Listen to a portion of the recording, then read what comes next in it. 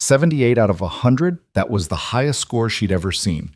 But before that day, she was the billionaire's daughter who failed every test, mocked by classmates, stripped of privilege, and forced to face her reflection. And the man who taught her to stand again. A single dad janitor who whispered one line that changed everything: start at zero.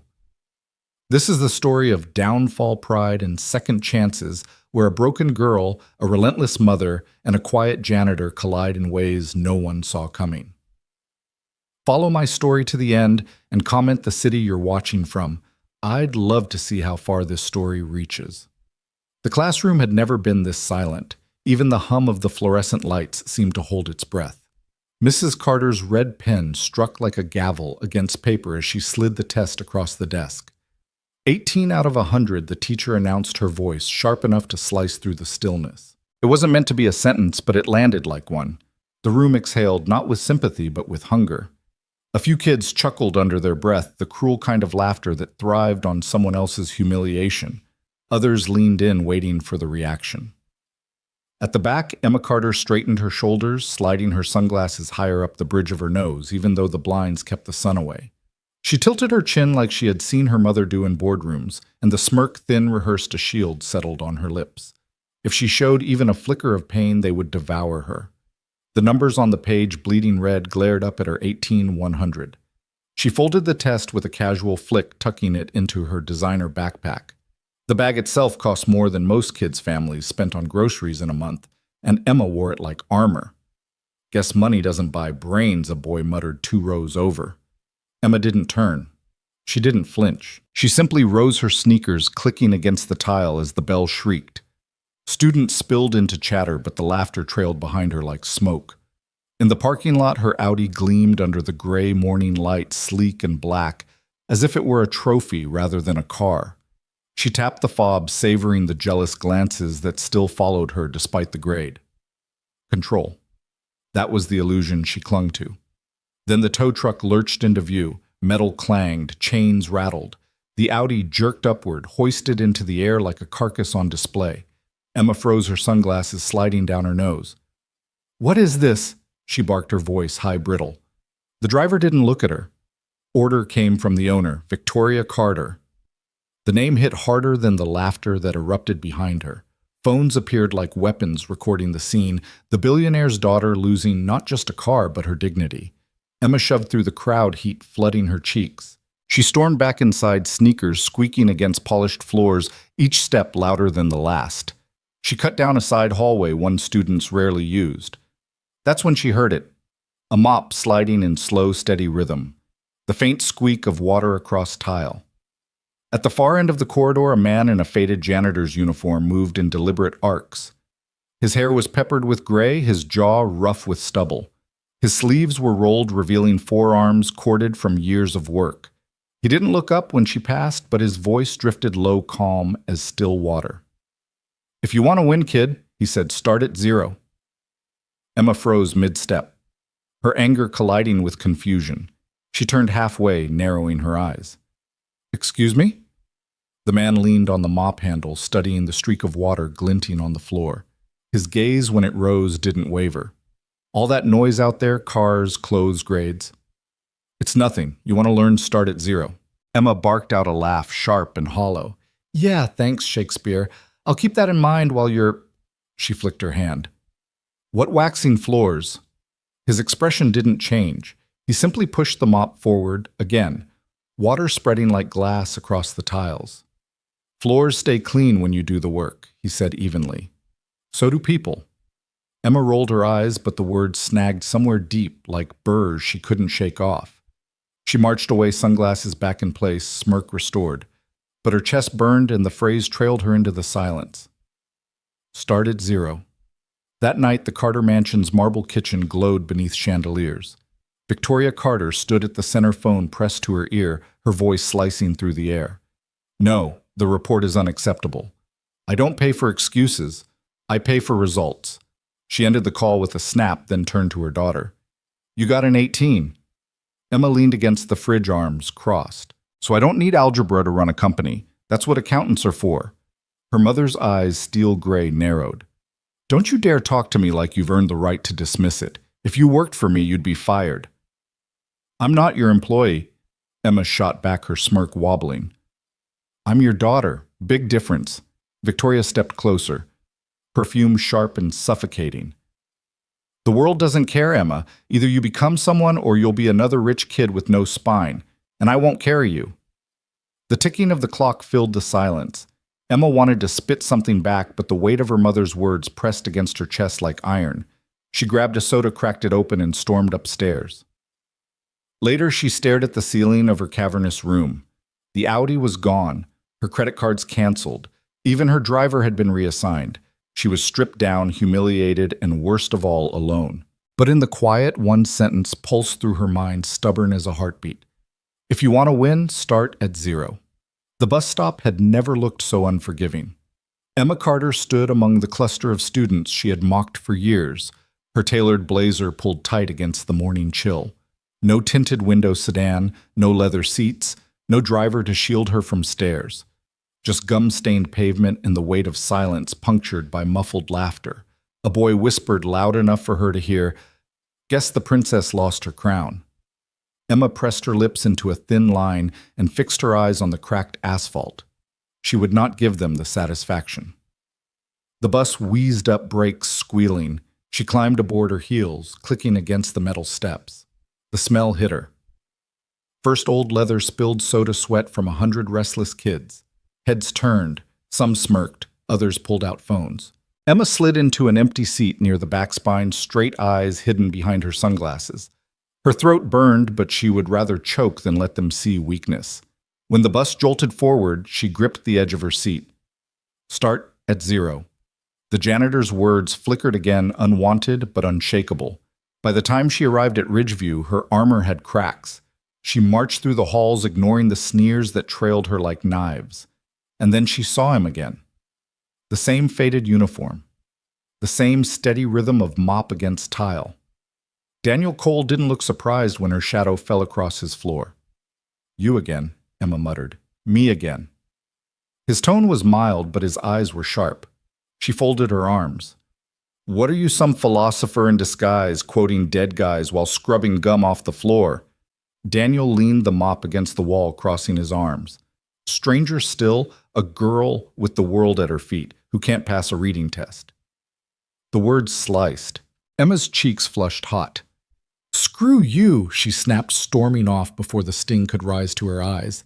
But the sting didn't fade. It grew crawling under her skin. By third period, it was undeniable. Another test landed on her desk, this one worse than the last. The teacher didn't say a word, just gave her that look. Tired, disappointed, pitying. Emma stared at the paper. 24%. Below it, written in neat cursive, "Did you even read the passage?" The classroom blurred. Laughter hissed around her. For once, she didn't smirk. When the bell rang, she ducked through the back entrance to avoid eyes. Her sneakers squeaked against polished tile. And there he was again. Mop bucket. Lemon cleaner, calm eyes. "Rough day?" Daniel asked. Emma stopped, throat tightening. "You said something last time about Socrates."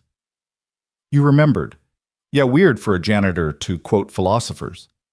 Daniel wiped his hands on a rag, crossing his arms. Weirder still when a girl born with every advantage can't sit still long enough to learn. She winced. "You used to be a teacher, didn't you?" Silence stretched. His gaze sharpened. "Not just philosophy. Plenty more before life threw me off balance." The hallway echoed with distant laughter. Emma swallowed. For the first time, she didn't feel like mocking. She felt like begging. "Then teach me," she whispered. "Please." Daniel studied her for a long moment, eyes steady as stone. Finally, he nodded once. On one condition. Emma leaned forward, hope and defiance colliding in her chest. "What you leave your name and your pride at the door. Start from zero, from the floor." Her chest rose and fell. She thought of her mother's words, of the humiliation clinging like smoke, of the laughter that echoed louder than her own voice. "Fine," she said. Her voice cracked, but she didn't back down. "I can't keep failing." Daniel extended his hand. Daniel Cole. Emma hesitated, then shook it. "Emma." His grip was firm, steady, the kind that made promises. Tomorrow, Daniel said. We begin. That night, Emma lay awake staring at the green notebook he had shoved into her hands. Its blank pages glared back at her, daring her to waste them, or let them change everything. For the first time in her life, Emma Carter wondered if the floor, not the ceiling, was where she needed to start. Dawn didn't break so much as seep the thin, pale kind of light that makes a hallway look like a photograph left too long in the sun. The school was still asleep.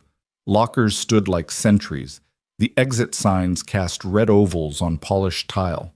Somewhere a boiler coughed the building, clearing its throat before first bell.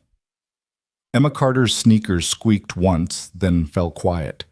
She clutched the green notebook he'd given her like it might try to run. Starting over sounded poetic at midnight. At 6:10 a.m., with breath fogging in the cool air of the East Wing, it felt like walking into a courtroom. Daniel Cole was already there. He worked in a careful rhythm, sleeves rolled wrists, turning the mop as if he were erasing something and inviting it back cleaner. A dented steel thermos waited on the windowsill beside a folded rag, a little shrine to repetition. He didn't look up when she arrived. "You're late," he said without checking a watch. "I'm 20 minutes early," she shot back. "For school, maybe. For the work late." He parked the mop against the wall, wiped his hands, and finally met her eyes. "We settle something first." She raised her chin. "I showed up, didn't I?" Showing up is not the same as shedding. He nodded at the double doors behind her. Beyond them, the school's main corridor stretched toward trophy cases and framed championship photos, the hallway that knew her name by shine alone. "Out there, you're a Carter, and here you're a student. Say it." "Say what my name doesn't matter." Emma's eyebrows jumped. "Excuse me." He didn't blink. "If you want me to teach you, you leave your name and your pride at the door. It's the only way this works." She tried to laugh and couldn't find the air. In her head, the old answers lined up the practiced sarcasm, the bored flip of hair. But the image of her Audi swinging on a chain of a camera lens, capturing her like prey, flashed behind her eyes. She swallowed. "My name doesn't matter," she muttered. Again. "My name doesn't matter," she said louder this time, as if volume could keep the truth from touching her. He waited a beat longer than felt humane, then nodded once. "Good." He handed her a pen he produced from his shirt pocket. It wasn't sleek or pretty, just a cheap black rollerball with a chewed cap. It felt like a dare. "Sit," he said. He pointed her to a bench beside a bank of tall windows. Dust motes drifted like snow in the strip of sunlight. The hallway smelled faintly of lemon cleaner and old books. Someone had left a faded bulletin board announcement for a canned food drive that ended 2 winters ago. It felt wrong and somehow perfect. Page 1. Daniel said, standing opposite her, the mop resting against his leg like a soldier's pike at ease. "Write about your greatest fear. 10 minutes. Don't stop the pen. If nothing comes out, write nothing until something does. No crossing out, no starting over, no performance." Emma scowled. "You want an essay?" "A list." "What I want the truth," he said. "You can decorate it later." Decorate. A word she understood. She'd been decorating truths for years until even she couldn't see the bare wall behind them. She clicked the pen.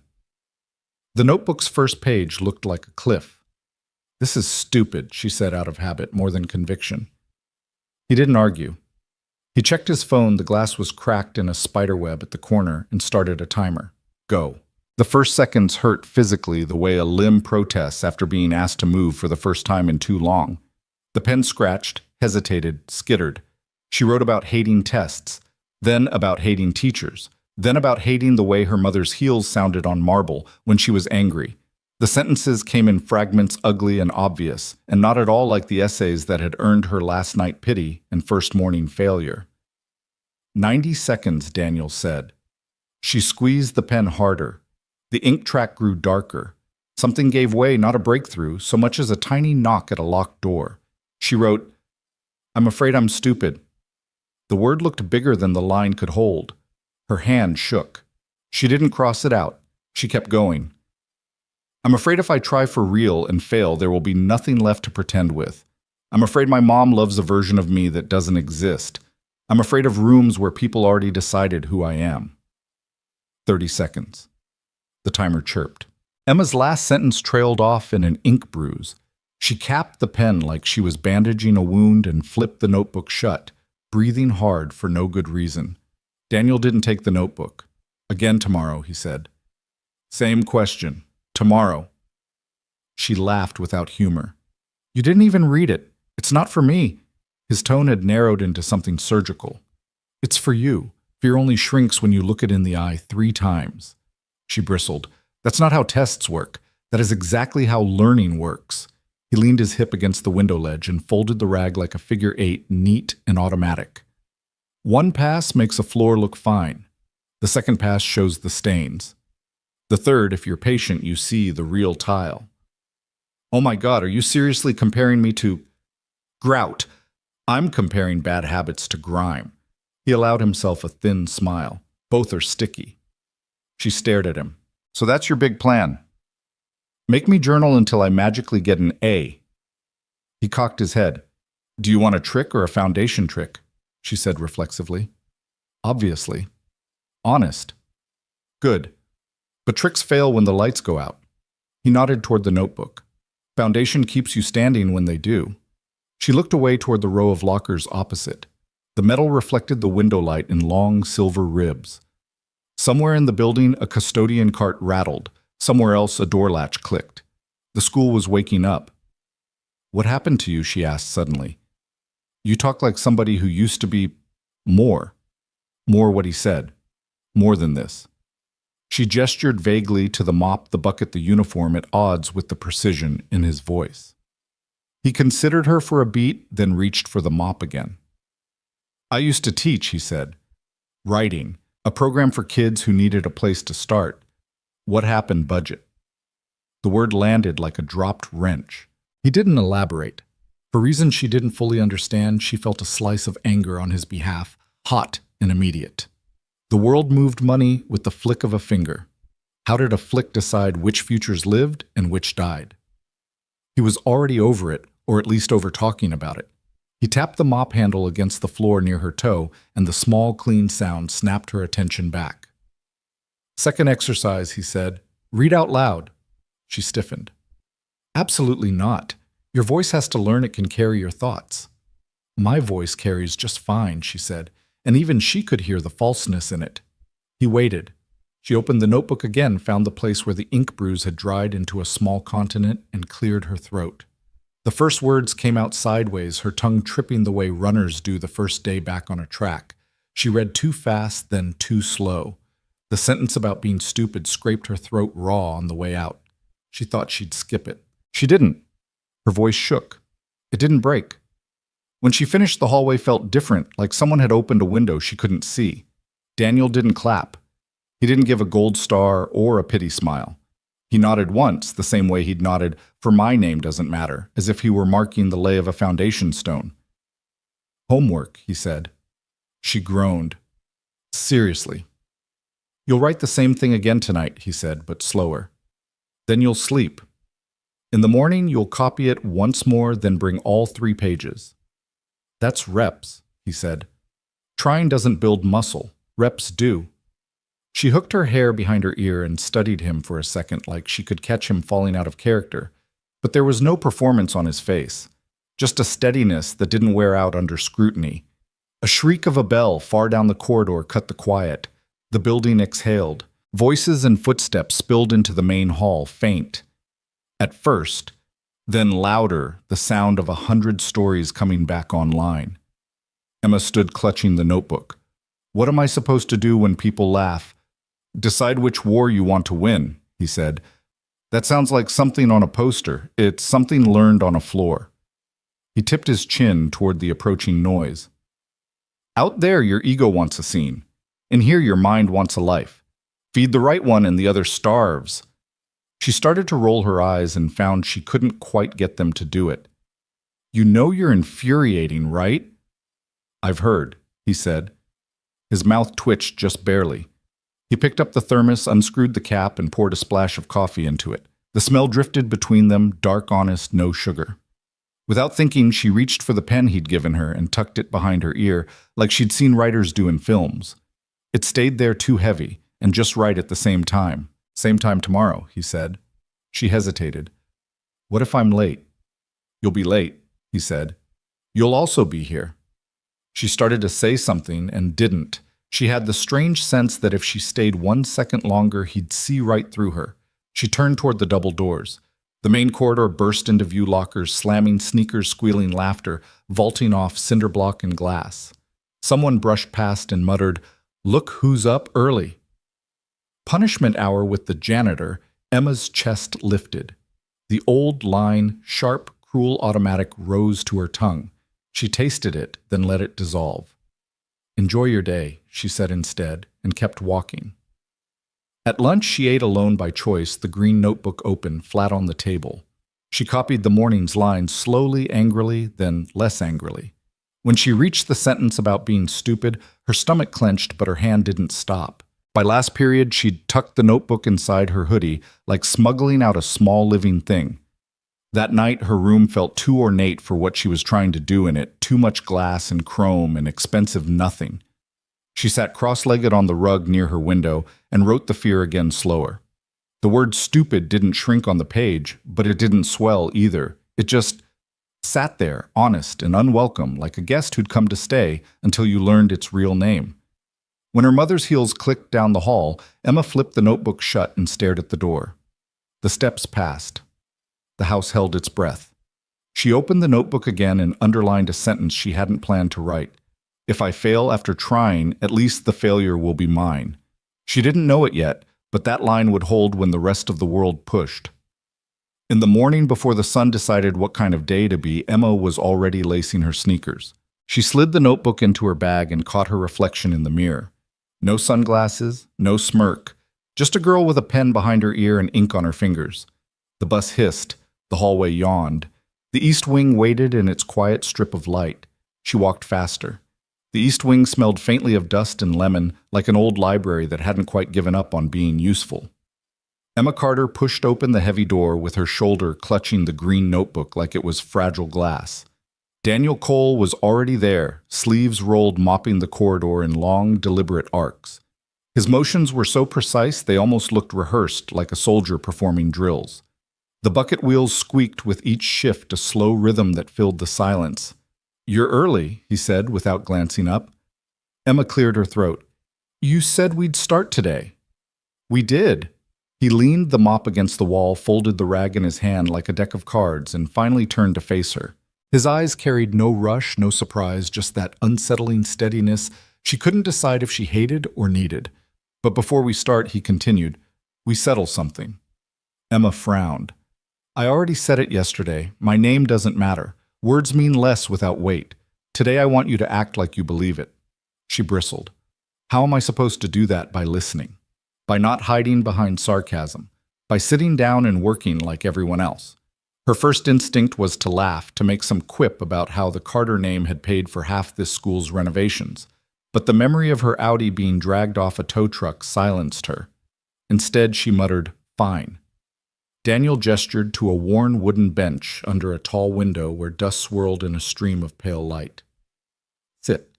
She sat crossing her legs tightly, notebook balanced on her knee. The page stared back at her, clean and hostile. "Page 1, he instructed. "Write your greatest fear. 10 minutes. Don't stop until the timer says stop." Emma sighed dramatically. "We did this yesterday, and you'll do it again today, and tomorrow. Repetition is where the truth hides. This is stupid. Stupid is a place to start." She clenched her jaw, but the pen touched paper anyway. At first her hand sketched nonsense doodles, fragments, shallow lines about hating math and hating teachers. But the pen didn't stop, and soon the words slipped into darker cracks. "I'm afraid of failing so bad that even my mom can't pretend I'm worth something." Her throat tightened as she wrote it. The letters looked ugly, uneven, but they sat there undeniable. The timer beeped. Daniel didn't reach for the notebook. He didn't even glance at it. "Again tomorrow," he said. She slammed the pen down. "You're not even going to check if it's good. Good isn't the goal. Honest is." Emma blinked. Teachers had always circled her answers in red, measured her in percentages. But Daniel didn't even seem to care about the paper. His calmness disarmed her in a way grades never had. She tucked the notebook away and stood brushing invisible dust from her designer jeans. So what now? You gonna make me mop floors as homework? Daniel's mouth twitched, half smile, half pity. Might be good for you. Emma rolled her eyes. Not happening. The next morning, she arrived again earlier this time. Daniel simply nodded at her and set the timer. 10 more minutes. Her pen scratched angrily at first, then slowed, then bled into another unplanned confession. I'm afraid people will find out I don't know who I am without money. Her chest ached when she set the pen down. By the third day, the ritual felt less like punishment and more like relief. But the world outside wasn't kind enough to let her change in peace. At lunch, whispers followed her down the corridor. Josh Miller, Ridgeview's Golden Boy quarterback, leaned against the lockers with a smirk sharp enough to cut glass. His phone was already recording as he sneered, "Look at this, boys." The princess of Ridgeview spending her mornings with the janitor. His buddies laughed, their voices echoing against the lockers. Smile, Emma. Josh jeered. This is going on TikTok.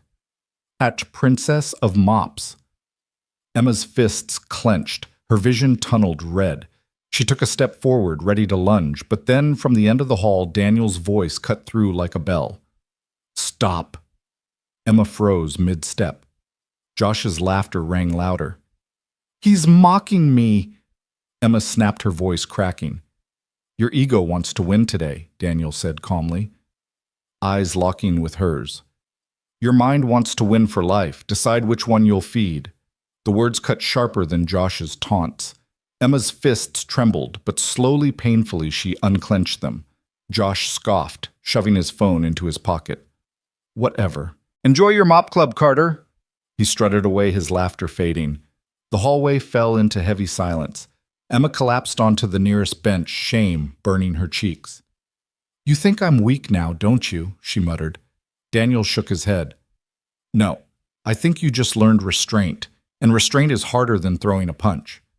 Emma stared down at the notebook in her lap, her reflection faint in the green cover. For the first time in her life, she wondered if weakness and strength had been backward all along. The following dawn, the east wing was colder than usual. The air seeped in through cracks in the old windows, frosting the edges of the glass, and making Emma's breath puff white in the dim light. She hugged the green notebook tighter against her chest, as if it could keep her warm. Daniel Cole was already waiting, of course. He was always waiting. His mop leaned against the wall, but this time he wasn't moving it. Instead, he sat on the bench beneath the tall windows, thermos steaming between his hands. You're early, Emma said, surprised to find him still. You beat me, he corrected, sliding over a fraction so she'd have room to sit. Means you're starting to care. Emma scoffed, dropping onto the bench. Or maybe the bus was on time for once. Daniel didn't argue. He just reached into his pocket and set a battered stopwatch on the bench between them.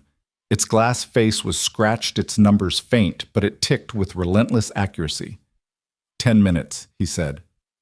Emma sighed, flipping open to a fresh page. The ritual again. 10 minutes of pouring her guts onto paper she wasn't sure she even wanted to read back. But something happened that morning. Instead of circling around her fears, she wrote about her mother.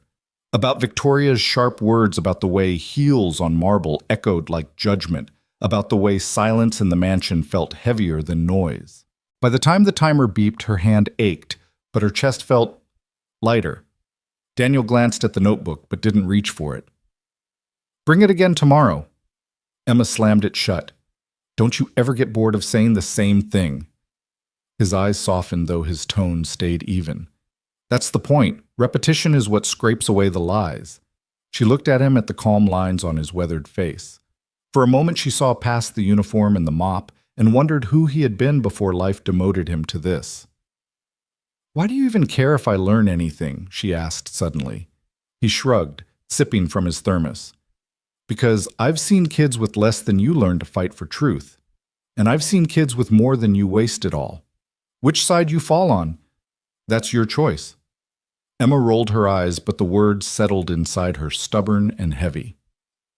By the fourth morning, she was already seated when Daniel arrived.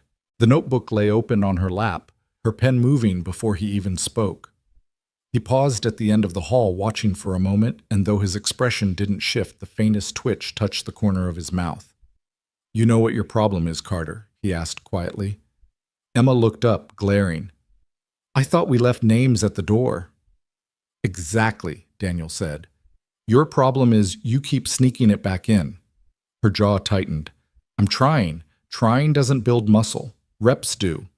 So here's your first real rep right about the thing you won't say out loud. The thing that makes you feel small.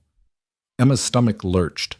She wanted to argue, to protest, to laugh it off, but the challenge in his steady eyes pinned her in place. Slowly, she lowered her pen to the page. The first lines were shaky, halting, but they came.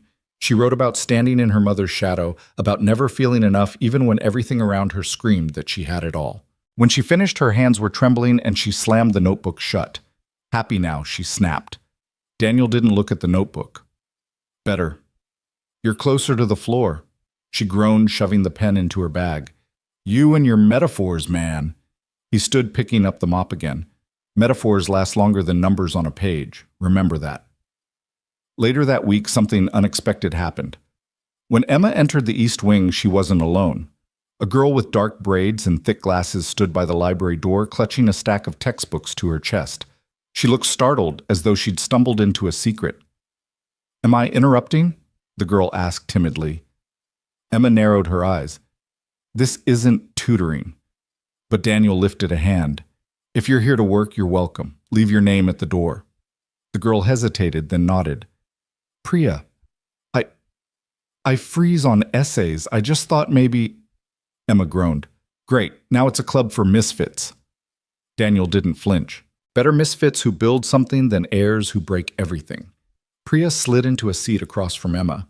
The three of them sat in silence, the scratch of pens filling the abandoned wing, and for the first time Emma realized the quiet didn't feel suffocating anymore. It felt purposeful. By the next morning, the East Wing felt less like a corridor and more like a room that had remembered what it was for. The light came thinner winter white through a high panes, finding the dust and making it glow. A round table, rescued from a storage closet and still scarred with compass cuts, sat crooked near the library doors. A second chair had joined the first, then a third, as if the furniture itself had decided to take a risk. Emma arrived with the green notebook clamped under her arm. Priya was already there, hugging a stack of textbooks like a life vest. She offered a small, uncertain smile. Emma, without thinking, returned one half a nod, the kind of truce that didn't need negotiating. Daniel set a dented thermos on the table and pulled a fourth chair into place. We're not a class, he said. We're a workshop. There are rules. Emma tipped back in her chair, ankle crossed over knee, pretending not to care as much as she did. Priya leaned forward as if she could will the words faster out of him. Rule 1, Daniel said, holding up a finger. No last names. In here, no one gets to be a family crest or a college brochure. You are a voice and a set of hands. If you can't live with that, the doors are open. Emma's mouth twitched. What if I like my last name? Keep it, he said evenly, just not in this room. Priya nodded almost gratefully. Something in her shoulders dropped. Rule 2, he continued. Honesty is not optional. You can be messy, quiet, angry, scared. But if you fake it, your words will collapse under their own weight. We don't carry words that won't carry themselves. He let the silence hang for a beat, then added, Rule 3. No one bleeds alone. If this world laughs out there, it does it without us. And here we defend one another. If you break that, the workshop breaks. And I don't build broken things. Emma traced a finger over a knife groove in the tabletop, the kind of vandalism that outlives the kid who made it. Without meaning to, she heard her own breath in the quiet. Phones, Daniel said, holding out a small metal tray he must have stolen from a science lab. Face down. Emma's eyebrows shot up. That's a little Soviet, don't you think? Phone down, Carter? He said, not unkindly. She hesitated, then surrendered the rectangle like a ceremonial sword. It clacked against the tray. Priya added hers, cheeks pinking. Daniel slid the tray beneath the table with his shoe like a magician making something disappear. Open your notebooks, he said. 10 minutes. Write the truth like it's the only currency. Then we read. Priya went first voice so soft at the beginning that the words seemed to hide. By her second paragraph, they were standing. She read about freezing in front of blank pages, about teachers who praised her diagrams but sighed at her sentences, and about how she had learned to speak with numbers because letters betrayed her. When she finished, she kept her eyes on the table like she'd just confessed a crime. "Thank you," Daniel said. "What stayed with me?" He looked at Emma. That line, "I speak science because it doesn't lie about what it measures." That's clean and brave. Save it. Priya blinked as if the word brave had never been taped to her name before. She pressed the notebook to her chest in a small private hug. Emma felt the pressure to match it something she hated and craved at once. She cleared her throat and read what she'd written in the dawn, a trembling paragraph about marble floors and the echo of her mother's heels about pretending to be fine because the sound of disappointment hurt more than the tests themselves. When she reached the sentence she'd underlined the night before, "If I fail after trying, at least the failure will be mine," her voice wanted to break. It didn't. Daniel didn't clap. He never clapped. What stayed with me? He looked at Priya. The heels Priya said, surprising herself with the speed of her answer, the sound like judgment. "I heard it." "Then keep it," Daniel said to Emma. "Cut the adjectives around it. Let the sound stand." Emma stared at him. Teachers had always circled. He sharped. They bled her with percentages. He pared her to bone and then told her the bone could hold. The door pushed open with a soft, reluctant squeak. A boy in a gray hoodie hovered there, eyes fixed on the floor, one hand worrying the fray of his sleeve. He might have bolted if Daniel hadn't said his name before the kid could retreat. Luis Daniel said, "You found us." The boy glanced up, startled. Miss Delgado said maybe." He swallowed and started again. "I can't, like when I have to read in front of people, my throat just, you know," closes Emma offered. She felt the word in her own muscles. He nodded, relief moving quick across his face like sun behind a cloud. He slipped into the fourth chair, his notebook so new the spine creaked. "Phones are down," Daniel said, voices up. For the next hour they worked. No one took roll. No one handed out grades. Daniel gave them drills that were plain and strangely punishing. Write a scene using only sound. Describe an object without naming it. Copy your own paragraph by hand and remove every word that didn't carry its weight. He set 10-minute timers and never let them cheat. Time became a shape, the work a muscle they could feel. When Emma's language got slick, when she reached for a phrase she thought sounded like writing, Daniel would tilt his head. "Floor," he'd say, and she'd tear it down to the tile. At the end of the session, he uncapped a marker and wrote 3 words on a torn cardboard box flap he'd taped to the wall. "Start at 0." The letters were blocky and imperfect, the O more oval than circle. It looked like something a child would draw, and somehow that made it truer. "Not a slogan," he said. "A position. You stand here until you earn the next inch." He turned to pry open a stuck window, letting a slash of cool air through. Emma leaned toward Priya, dropping her voice to a whisper. "Does he know he talks like a fortune cookie?" Priya bit back a smile. The intense kind, like artisan fortune cookie. Emma's almost smile evaporated when the bell blared somewhere in the main building, a violent noise in a tender room.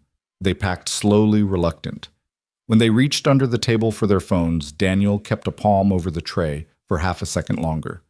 "Promises," he said, scanning their faces. "You know what you heard today. Protect it. You don't need to defend yourselves to the world, but you do need to defend this room." Luis nodded. Priya said, "Yes."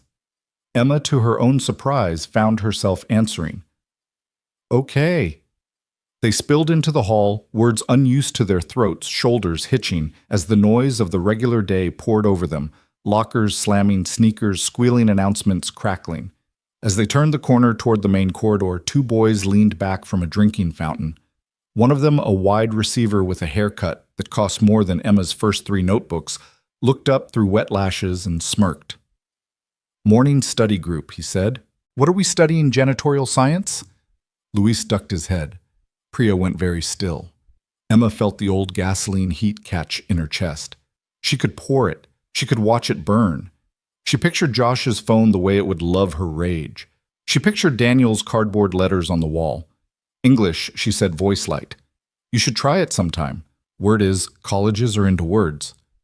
The boy blinked, surprised at the lack of explosion, then snorted and spun his combination lock like a wheel of fortune. Priya's shoulder brushed Emma's a tiny thank you with no vowels. At lunch, they claimed a back table no one else wanted. Luis drew circles on the edge of his tray. Priya wrote and crossed out a title 3 times. Emma copied a paragraph by hand, then crossed out 5 words in a row, feeling each deletion like a breath released. You know, Priya said, eyes on her page. I think he's right. About which part Emma asked. He says a lot of weird, right-sounding things. About honesty. Priya lifted her gaze. I mean, I write like I'm taking a test even when I'm not. Like someone's grading me for being a person. Emma's chest tightened around the accuracy of it. I've been a multiple-choice human for years.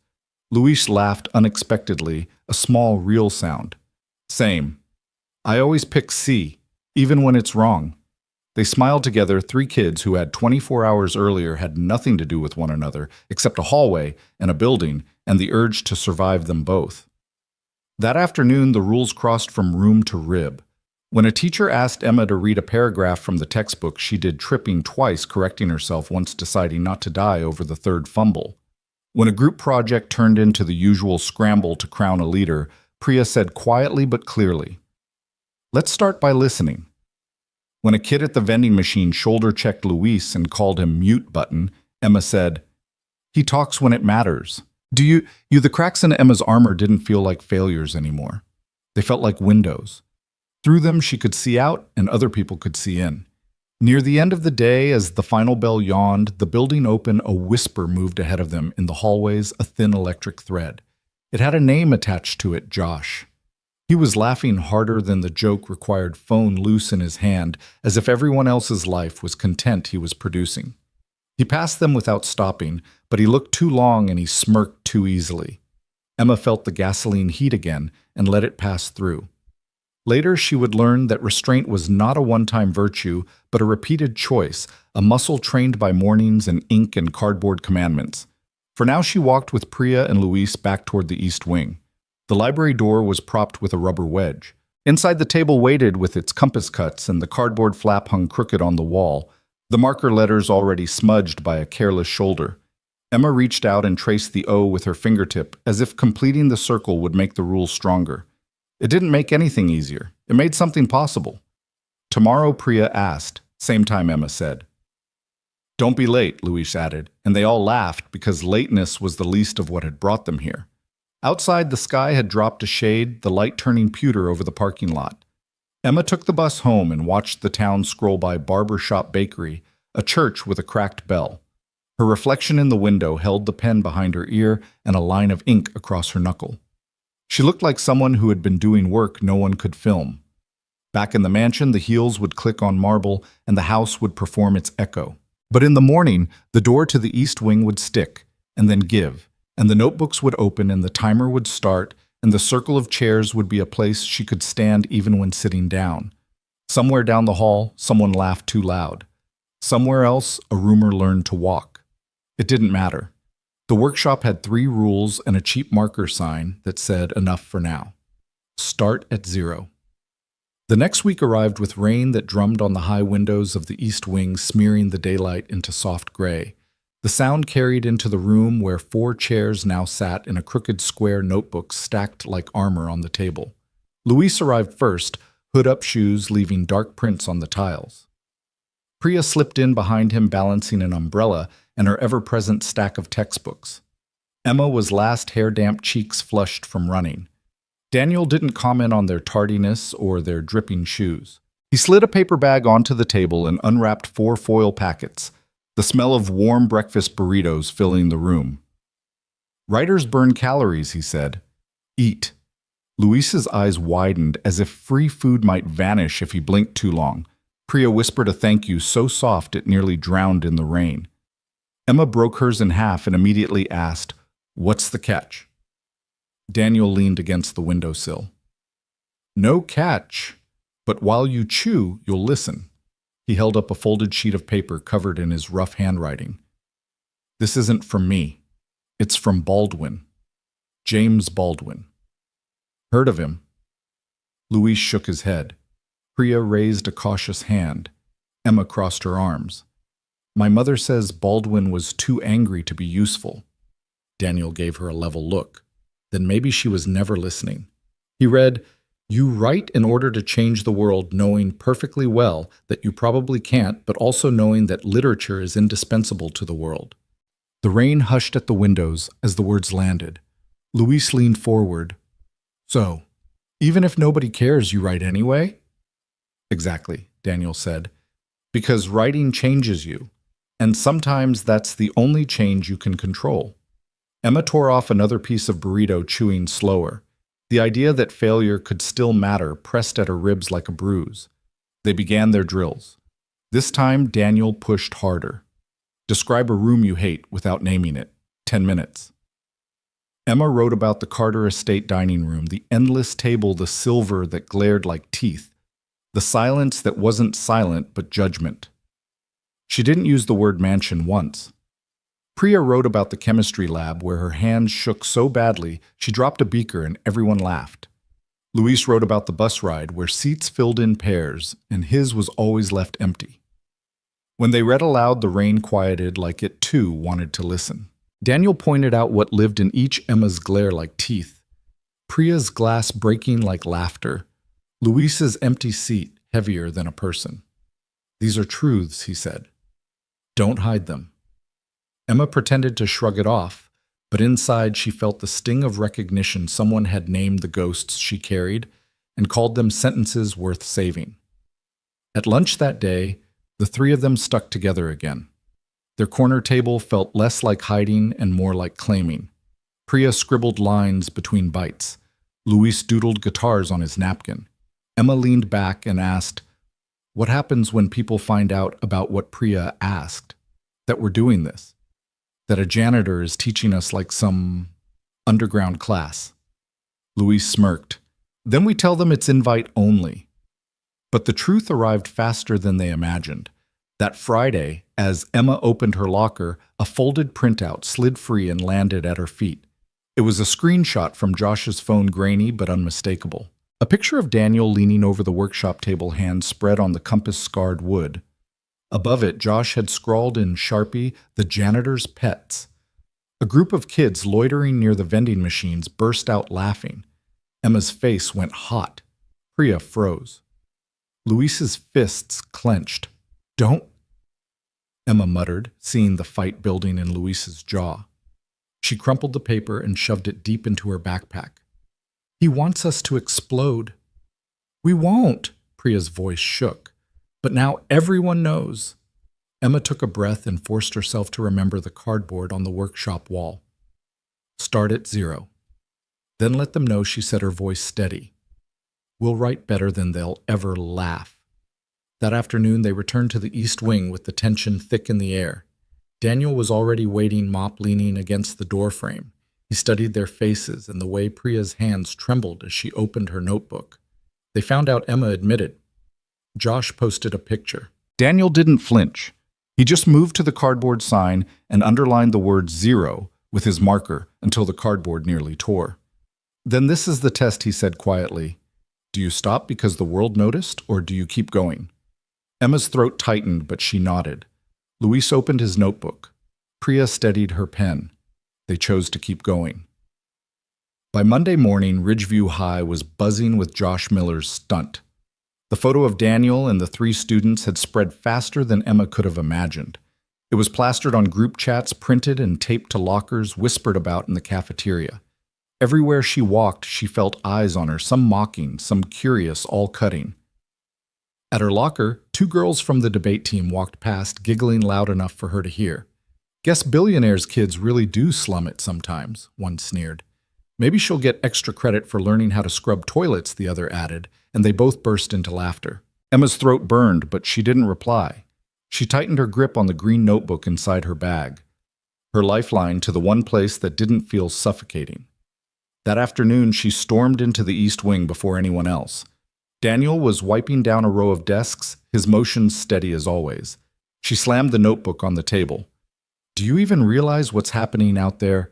They're laughing at me. At us." Daniel straightened slowly, resting his rag over the bucket. "And what are you going to do about it?" Her jaw dropped. "What am I?" I came here because I thought you were helping me, not making me the joke of the school. For the first time, his calm cracked, his voice sharp as steel. Emma, you came here because you already were the joke, failing every test, drowning in excuses. Now you've got people's attention. What you do next decides whether they remember you for weakness or for fire. She froze, words lodging in her throat. Daniel rarely raised his voice. The weight of it pinned her. The door opened and Priya slipped in, clutching her books tighter than ever, eyes darting between them. Luis followed, expression, dark earbuds dangling from his hoodie. The air buzzed with tension. They know, Emma said bitterly. Good, Luis muttered, dropping into a chair. Now they'll watch when we prove them wrong. Priya hesitated, voice trembling. But what if we don't? Emma sank into her chair, suddenly aware of how fragile their little club was. One laugh, one cruel post, and the fragile safety they had built could crumble. Daniel picked up the battered stopwatch, set it on the desk, and pressed start. 10 minutes. Right about the moment you felt most ashamed. Don't pretty it up. Don't protect yourself. Just bleed it out. Priya's hand shook as she gripped her pen. Luis hunched low, jaw clenched. Emma stared at the blank page, her heart pounding. Slowly, her pen began to move. The moment my mom looked at me after another failed exam, and I saw it in her eyes, that flicker that said I was less, that I was a disappointment. I wanted to scream, but all I did was smile, like it didn't cut me open. By the time the timer beeped, Emma's eyes were wet. She slammed the notebook shut, wiping her face roughly. Priya wouldn't meet anyone's gaze. Luis looked like he might snap his pen in half. Daniel's voice was softer now. That's how you take back power. Not by pretending. By owning the wound until it belongs to you, not to them. For the first time, Emma didn't feel mocked by the cardboard sign on the wall. Start at zero wasn't an insult anymore, it was survival. That night, when she got home, Victoria Carter was waiting in the marble foyer, arms crossed. The house was cavernous, every sound echoing. I got a call, her mother said coldly. From the headmaster. He tells me you've been fraternizing with a janitor. Emma's heart dropped. It's not like that. Victoria's eyes narrowed. Do you have any idea what this does to our family's image, to my company's reputation? You are a Carter. You do not waste your time with the hired help. Emma's chest tightened, anger and shame warring inside her. She thought of Daniel's words about choosing fire over weakness. Maybe being a Carter is the problem, she blurted. The silence that followed was like glass shattering. Victoria's face paled, then hardened into something colder than stone. Go to your room, she said, voice trembling with restrained fury. And if I hear one more word of this nonsense, I'll have that man fired before the week is out. Emma fled upstairs, clutching the green notebook to her chest, as though it could shield her. She locked the door and sank onto her bed, her hands shaking. For the first time, she realized just how much was at stake, not just her reputation at school, but Daniel's job, his livelihood. The laughter in the hallways had been cruel enough, but her mother's threat made the notebook in her lap feel heavier than ever. Victoria Carter didn't drive herself often, but fury made poor company for chauffeurs. The rain had thinned to a mist by evening, the kind that painted the windshield with 1,000 restless pinpricks no wiper could quite erase. She took the turns toward Ridgeview on muscle memory, the Bentley's engine a low, barely leashed growl under her hands. The headmaster's call still rang in her ears, phrases like inappropriate boundaries and optics. She'd used those words her whole career to cut problems from the bone. Use the words right, and you never had to look anyone in the eye.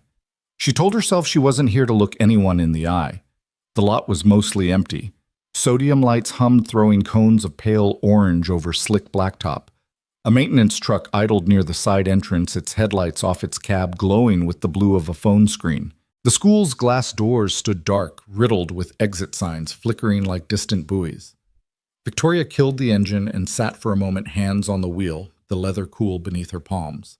She could march to the principal's office right now, demand an end to this nonsense, and have the janitor escorted out by morning. You didn't build an empire by asking twice.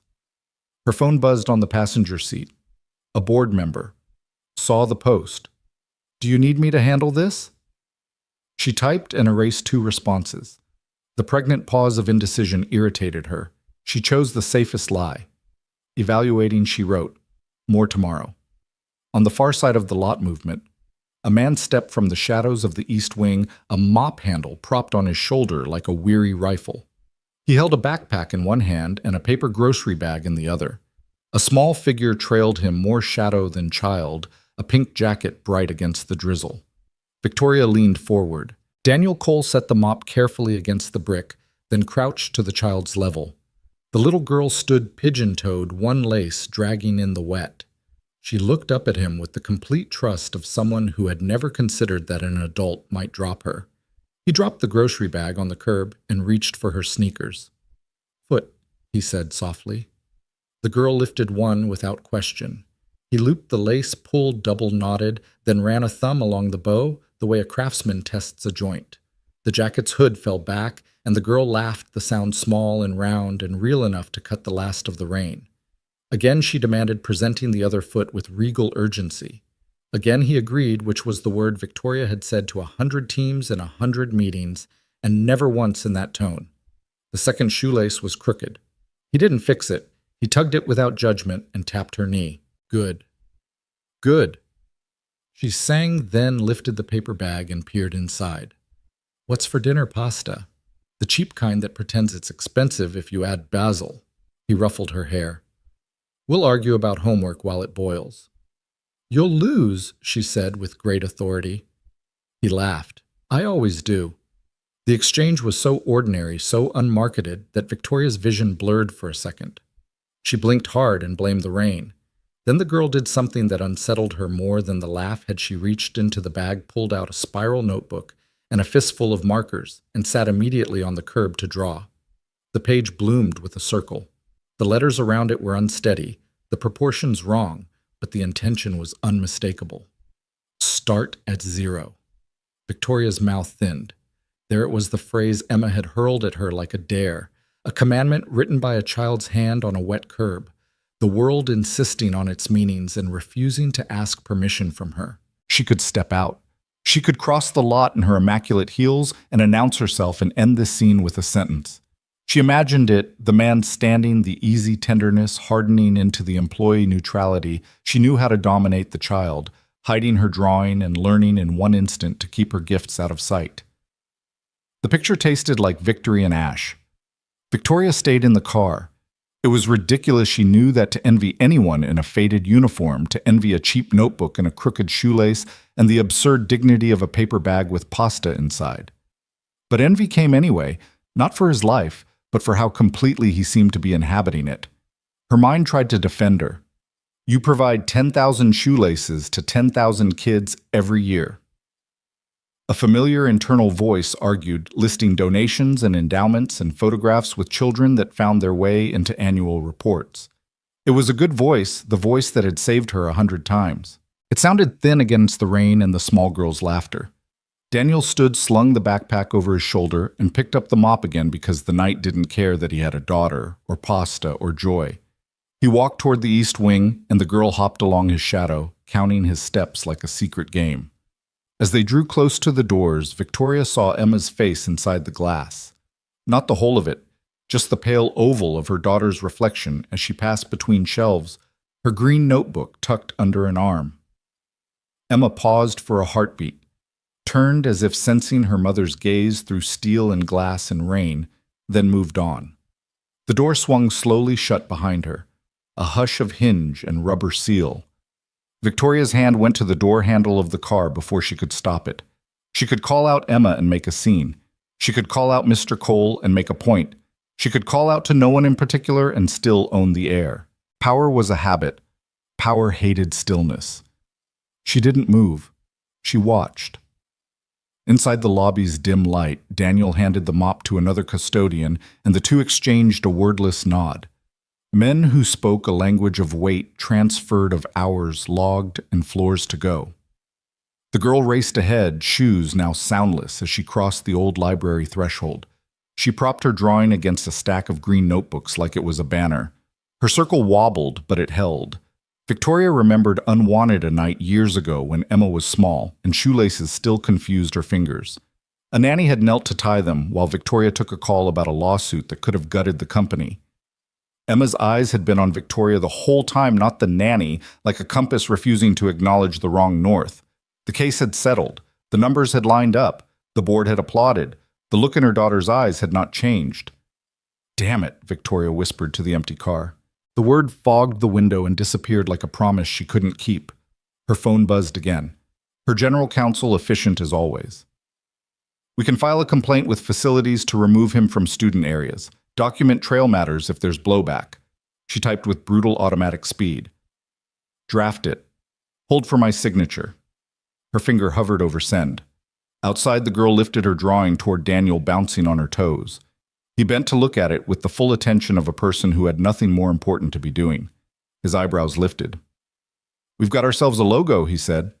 The girl beamed like he had hung the moon with a paperclip. Victoria set the phone face down on the passenger seat. She climbed out of the Bentley and into the mist, the air cool and medicinal.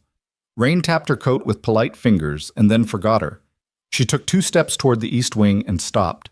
The sound inside pens scratching a small voice. Reading something brave.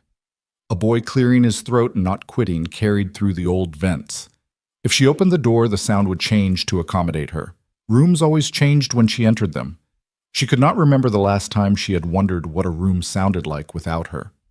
She stepped backward, a small retreat almost no one would recognize as such, and walked along the side of the building, instead letting her hand trail over the damp brick. A thin light blinked behind a wired glass window, the kind you couldn't see cleanly through. The distortion made it easier somehow to admit that she did not understand what she was seeing. When she reached the far corner, she stopped where a trash can overflowed with white cardboard circles, the cores of tape rolls spent and hollow. She picked one up without thinking, a circle with nothing inside. She turned it in her hand, the paper going soft under the rain, and thought absurdly of targets and halos and holes. Start at 0.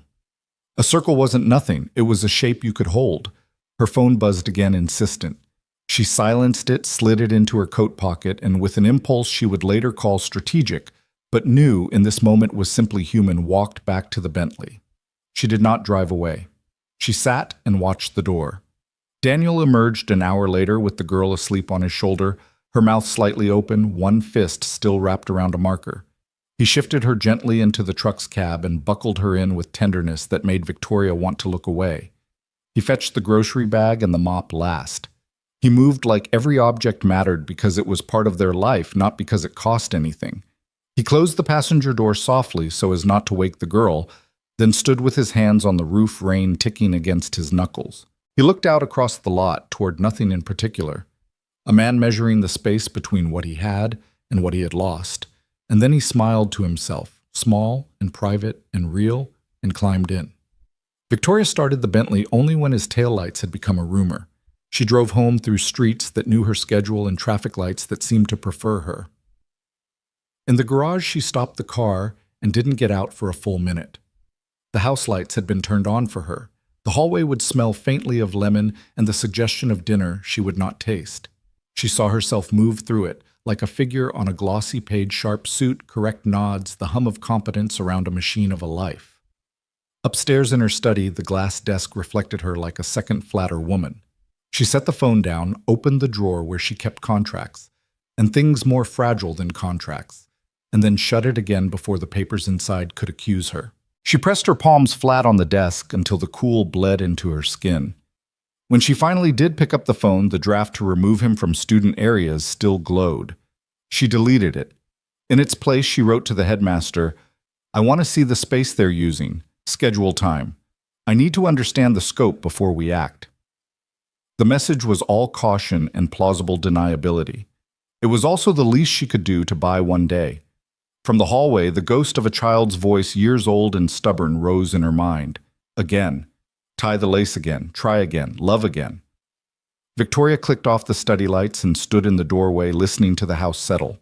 Somewhere behind the walls, the heating system sighed. Somewhere else, a girl with wet shoes had drawn a circle and called it the beginning. In the morning, she would be Victoria Carter again, immaculate and certain and devastating in meetings. Tonight, she allowed herself to admit what the headlights and the rain had shown her, that tenderness was a power she had never bothered to learn, and that it frightened her precisely because it did not obey.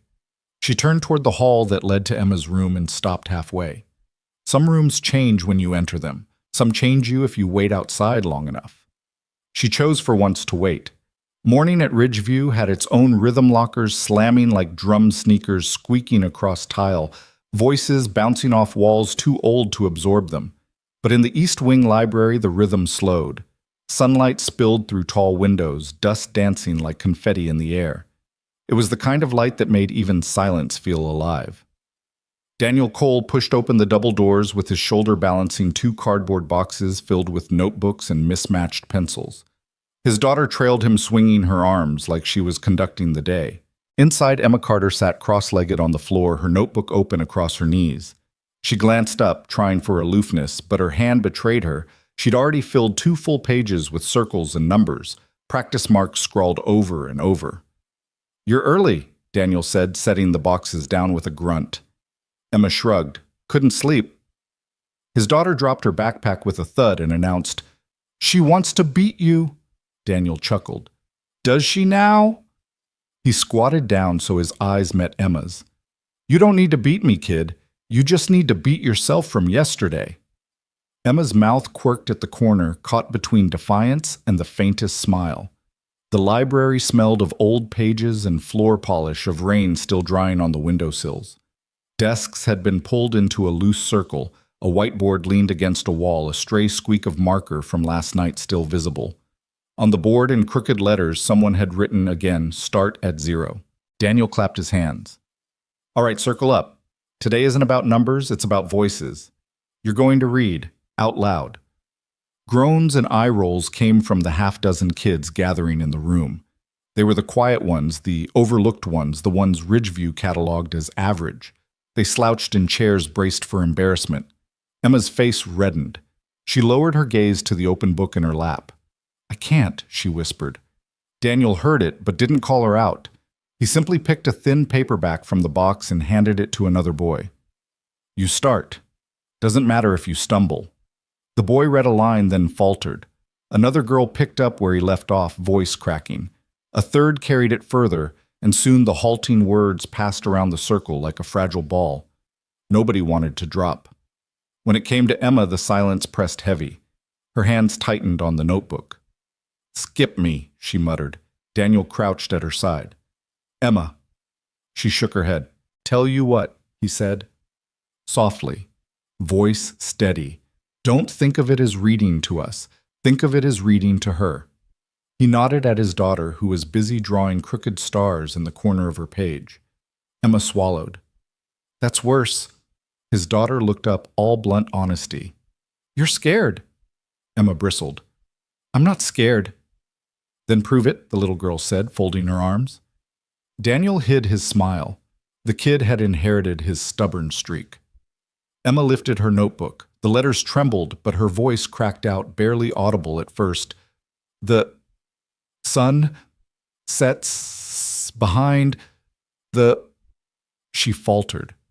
Daniel leaned closer, his presence calm. Again. She tried. "The sun sets behind the hills." Her voice wavered, but she didn't stop. By the third sentence, something shifted. The words tumbled rough but steady. Her cheeks flushed with effort. She reached the end of the page, and for a moment silence reigned. Then his daughter clapped. 1, 2, 3. The others joined in the sound, clumsy but real. Emma stared at them as if she didn't recognize the applause belonged to her. For the first time in months, she wasn't failing a test, she was part of something. Daniel stood, his voice firm. "See, you didn't start perfect. You started at 0. And 0's where everything begins." Outside the library, Victoria Carter watched through the wired glass, her reflection fractured. She had told the headmaster she needed to see the scope before signing off on any decision. But as she watched her daughter's shoulders square, watched her read without the shame that usually strangled her, Victoria's scope narrowed to one simple, unbearable truth. Emma was alive in this room in a way she wasn't anywhere else. Mrs. Carter, the headmaster, whispered beside her, arms folded. "You see why it's concerning. Liability, unauthorized use of school space." Victoria didn't answer right away. She couldn't. The applause still echoed in her ears. Inside, Emma lifted her chin, her voice gathering strength. The stars began to appear one by one. Victoria's throat tightened. She had bought stars for Emma Crystal Ceiling's domed observatories, diamonds that sparkled under curated light. None of it had ever made her daughter glow like this. Daniel noticed Victoria in the window then, their eyes locked. For a moment his expression hardened, protective, wary. Then it softened just enough for her to see something she hadn't been shown in years, respect that didn't need her money, only her choice. She exhaled slowly, her breath fogging the glass. Then she turned to the headmaster.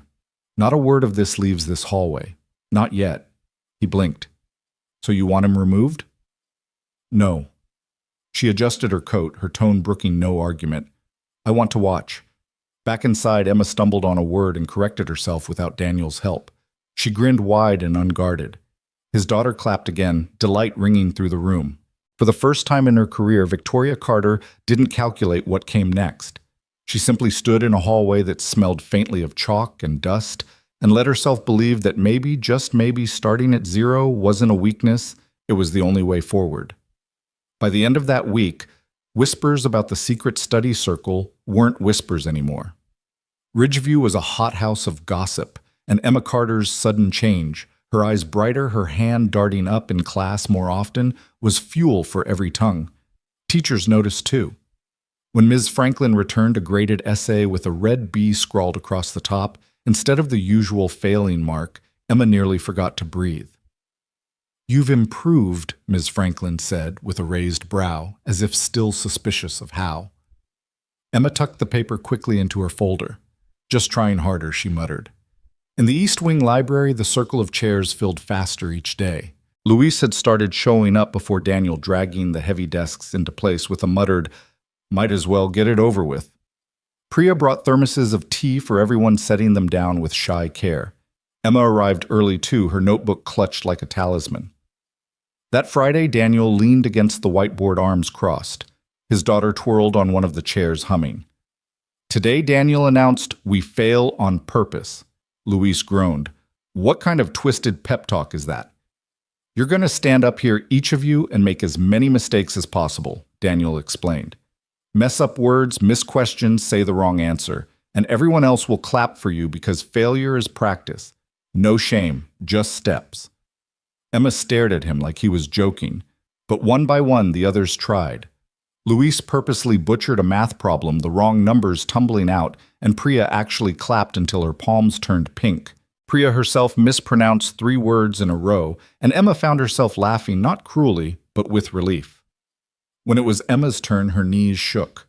She stood in front of the circle, clutching her notebook. "Okay," she said, voice wobbly. Abraham Lincoln was the first president of the United States." Luis booed loudly, then clapped even louder. Priya giggled. Daniel's daughter shouted, "Good mistake!" Emma bit her lip, then blurted, "The capital of France is Madrid." The circle erupted in cheers. Something in her chest cracked open. She threw her arms wide and shouted, 2 + 2 = 5. The kids roared with laughter, pounding their desks. For once, Emma didn't feel like the butt of the joke. She was in on it. Daniel raised his hands for quiet. See, failing doesn't kill you. Fear of failing does. Every test, every essay, every answer, start at 0, fail forward. That's how you learn. Emma sat down, cheeks flushed, heart hammering, but not with shame, with something closer to joy. Later that night, at the Carter mansion, Victoria returned late from a board meeting. She found Emma in the kitchen, hunched over her notebook, muttering equations under her breath. The marble counters glowed under recessed lights, but Emma's world was the lined paper in front of her. "You're studying," Victoria said flatly. Emma didn't look up. "Yeah, with him." Emma's pencil slowed. "With him. With them." "It's not what you think." Victoria crossed the room, heels sharp against the tile. She placed her manicured hand over the notebook, forcing Emma to meet her eyes. "You are a Carter. Carters don't start at 0. We buy our way past it." Emma jerked the notebook back, her voice trembling. "Then maybe I don't want to be a Carter." The words hung in the cavernous kitchen like a bell strike. Victoria's breath caught, but her face hardened. She turned sharply, leaving Emma alone with the quiet hum of the refrigerator. In her bedroom that night, Emma clutched the notebook to her chest. She remembered the roar of laughter in the library, the applause after every mistake. She thought of Daniel's calm voice. Fail forward. For the first time in her life, she chose. She chose 0. And she didn't feel small at all. The summons came on school letterhead, polite font, sharp edges. Daniel found it taped to the handle of his mop bucket when he rolled it out of the supply closet. That afternoon. Please report to Principal Hayes' main office, 3:10 p.m. No signature, just the building's crest and a line that might as well have read, "We saw you." He folded the paper once, then again, then slid it into his back pocket. When he looked up, Emma was in the library doorway, green notebook tucked under her arm. "You got it too?" she asked, trying to sound bored and failing. He shook his head. "Just me." Her jaw shifted. "Then I'm coming." "No," he said, gentle but immovable. "You're writing. Daniel." He reached out and touched the cardboard sign on the wall. "Start at 0 like it was a light switch. You can't stop a room from changing when people in suits walk in," he said. "You can decide whether the work changes." She swallowed. "What if they shut us down?" He held her gaze a beat longer than was comfortable. "Then we write in the margins." At 3:10, the main office hummed with the end-of-day chaos, phones ringing, a secretary shuffling bus passes, the machine by the door spitting late slips like white confetti. Principal Hayes' tall khaki-stiff tie, a shade too proud, stood in his doorway with a folder under one arm. Beside him, the head of facilities leaned on the counter, like he owned the building because his keys could open any door. Ms. Delgado, guidance counselor, had a seat near the ficus and looked like she would rather be anywhere else. Victoria Carter did not sit. She stood at the window, arms folded, face set, watching the dismissal traffic crawl. "Mr. Cole," Hayes said, stepping back to allow Daniel into the office. "Close the door, please." Daniel did. The latch clicked tidy and final. "This is a courtesy meeting," Hayes began, flipping open the folder. "You've been volunteering informal academic support to students during non-instructional hours." "Working with them," Daniel said. He didn't sit. "Working," Hayes repeated carefully. "Without authorization, without certification, without a curriculum approved by this institution. We have to consider liability. Kids from my caseload are in that circle," Ms. Delgado said quietly, not looking at Victoria.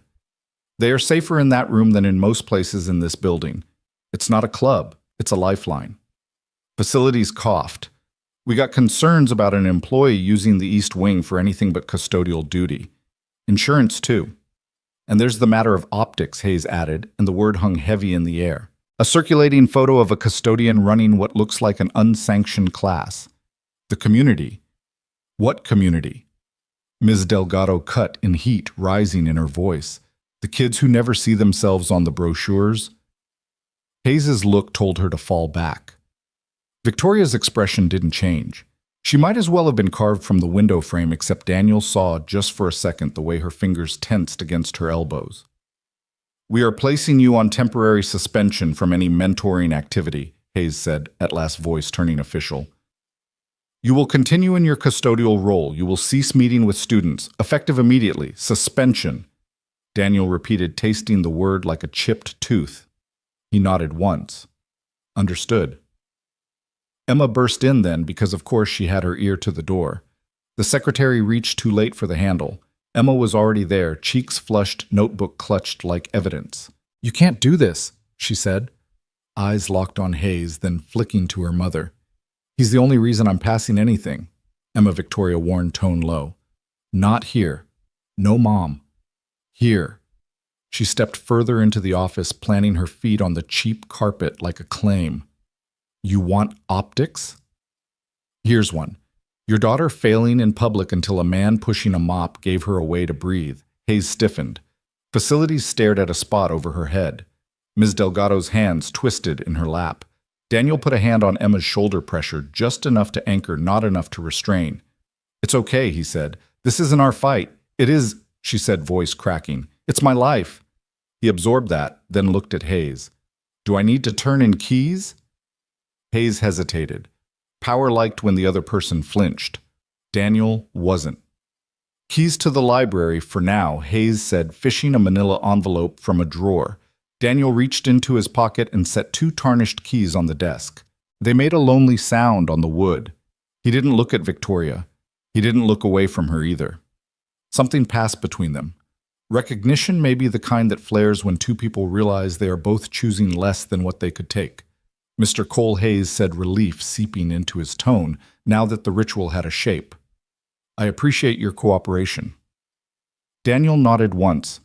I appreciate their courage, he said, tipping his head toward the door, toward whichever kids were out there right now thinking a hallway might swallow them whole. He guided Emma out with him. In the reception area, Priya and Luis were waiting like they'd been holding their breath for 10 minutes. Priya's eyes were already wet.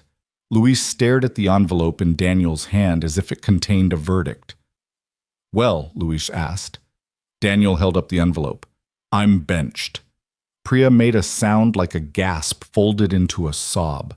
Emma stepped between Daniel and the world, ready to make herself into a wall. We can fight this, she said. We can, my mom? She looked back through the glass at Victoria, still and precise as a chess piece that moved only when it meant to win. No one fights better than paperwork, Daniel said, and there was no bitterness in it, only fatigue. But paper can't stop a pen that knows where it's going.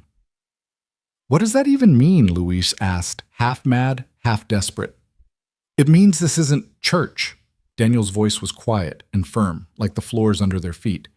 Your writing doesn't need a priest to make it holy. It doesn't need applause.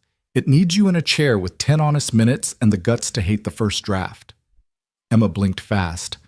Say you'll come anyway. Say you'll keep meeting us, please. He looked at her at the green notebook with its edges softened by hands, at the girl who had walked in with sunglasses as armor and now stood with nothing but her raw voice and a circle of kids. He could have said yes and meant it and lost his job by morning. He could have said no and watched her crumble in a way he might not be able to fix later. Right, he said instead. Just the one word. You keep writing. I don't need to be in the room for that to be true. His daughter Lily trotted up then from where she'd been coloring in a chair by the copier, oblivious to the adult weather. Dad? I drew another circle, she announced, holding it up. The O was wildly lopsided. The letters around it staggered, but brave. Start at 0, it said again, as if the world might forget. Daniel smiled at her, and the smile cracked something in Emma's chest. Looks like a revolution, he said. They walked together down the hallway, Emma, Priya, Luis, Lily skipping between them. Daniel a half step behind, like a shepherd counting heads. Teachers passed, not seeing. Josh leaned against a locker and flicked his eyes over the group like they were a headline he'd already mocked. Where's your mop club now? He stage whispered. 2 of his friends snickered. Emma stopped. Every cell in her body prepared for the old combustion, but the cardboard words were louder than the sneer. Right here, she said, tapping her temple with the end of her pen. Right here, she repeated, tapping the green notebook. She met Josh's gaze. You can't suspend that. Josh opened his mouth for the next line and then somehow lost it. Emma turned and kept moving. Back in the library, the circle of chairs looked wrong without Daniel leaning on the windowsill, thermos in hand. The room felt a size too big. Emma stood where he usually did. 10 minutes, she said, throat tight. Write the first sentence you're afraid to admit is yours. Luis looked at the whiteboard. The marker squeaked under his hand. Fail forward. Priya set the timer on her phone and slid it face down under the table exactly the way Daniel taught them.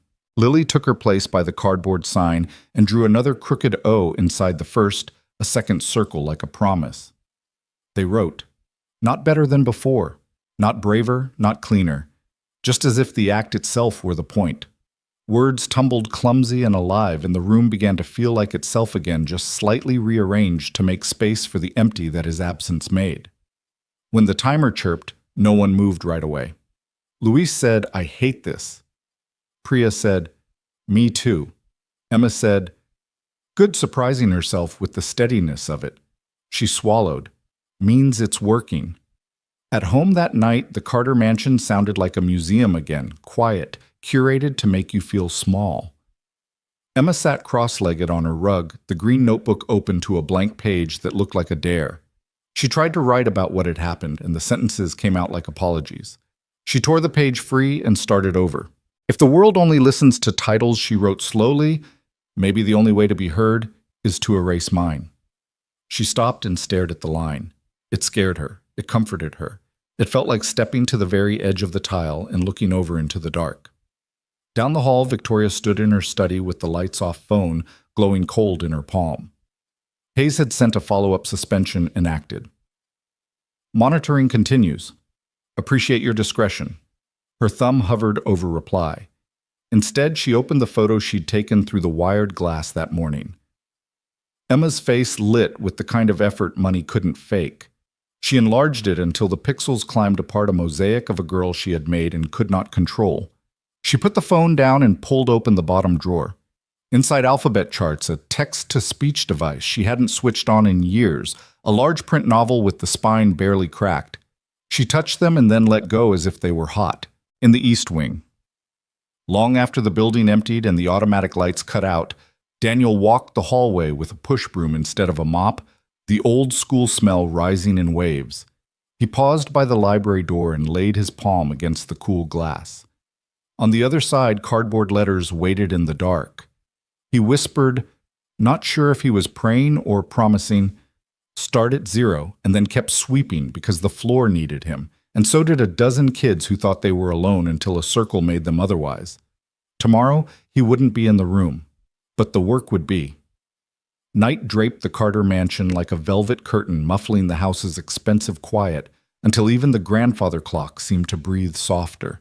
Emma padded down the hallway barefoot, the green notebook tucked under her arm, her phone's flashlight making a pale cone across the runner. She should have been asleep tomorrow, promised a full day of whispers and side-eyes in the wake of Daniel's suspension, but the sentence she'd written before bed wouldn't let her rest. If the world only listens to titles, maybe the only way to be heard is to erase mine. The words pulsed like a bruise. She needed a printer to tape them above her desk, needed to see them in black and white, the way you see a dare more clearly when you stick it to a wall. The family printer lived in her mother's study, Victoria's sanctum, the one room in the house that made even staff speak with indoor voices. The door stood ajar, a thin blade of light cutting the dark. Emma hesitated. She could hear the soft shush of the HVAC and the almost inaudible tick of the glass desk clock her mother pretended not to care about. She tapped the notebook against her thigh once, twice, then pushed the door with 2 fingers. It swung without protest. The study gleamed the way magazines taught rooms to gleam, a glass desk the size of a car.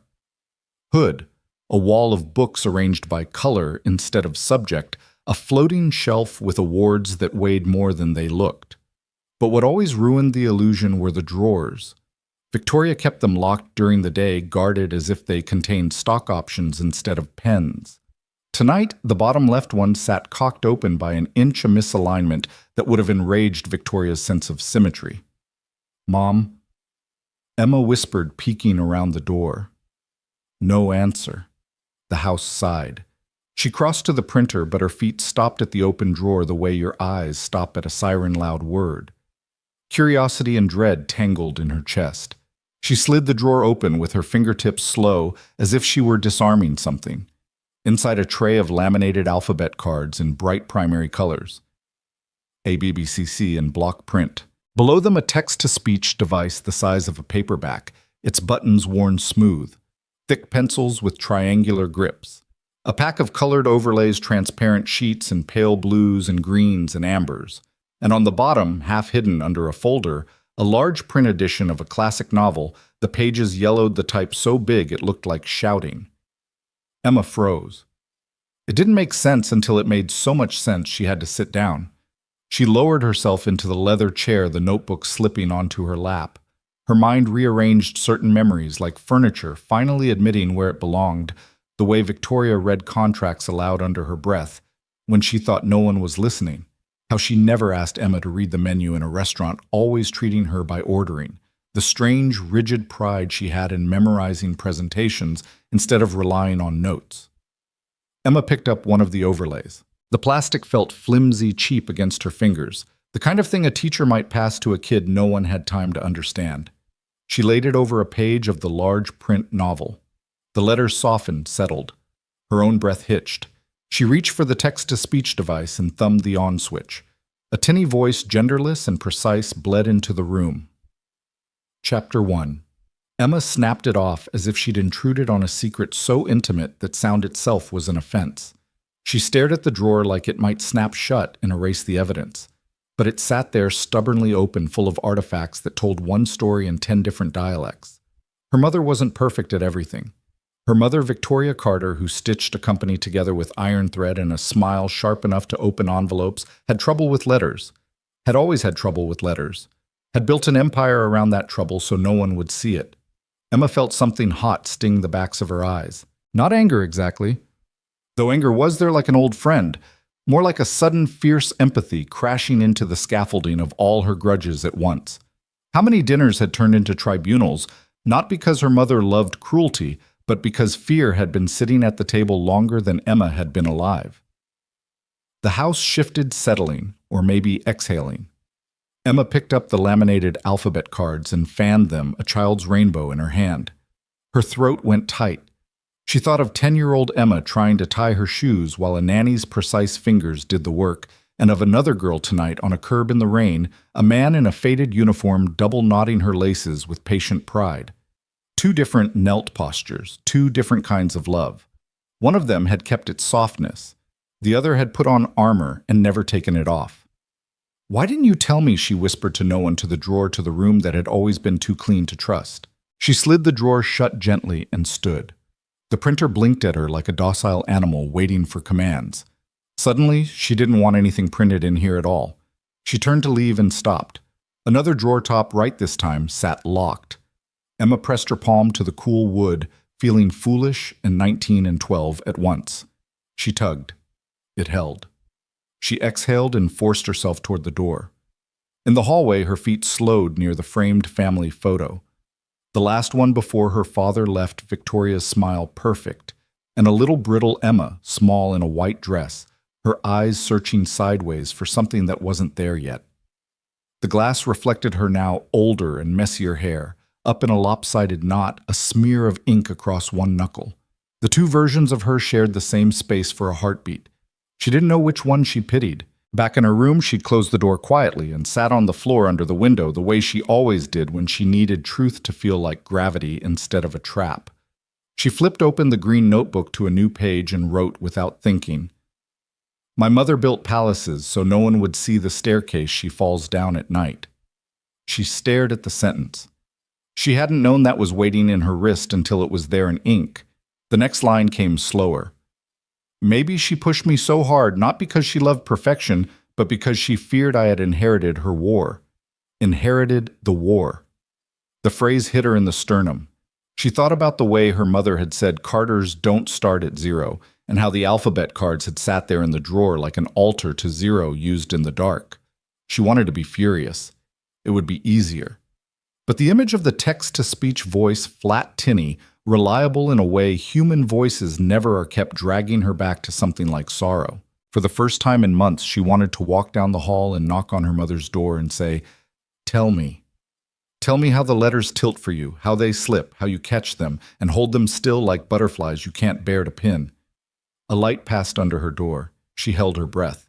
Footsteps paused outside heels without their full armor, slower at night, thoughtful. Emma's hand trembled over the notebook, ready to snap it closed. The footsteps moved on. She pressed her palm flat to the page and breathed until her heart settled into something that didn't sound like panic. Then she wrote carefully. "If we both start at 0, maybe we stop trying to own each other's miles."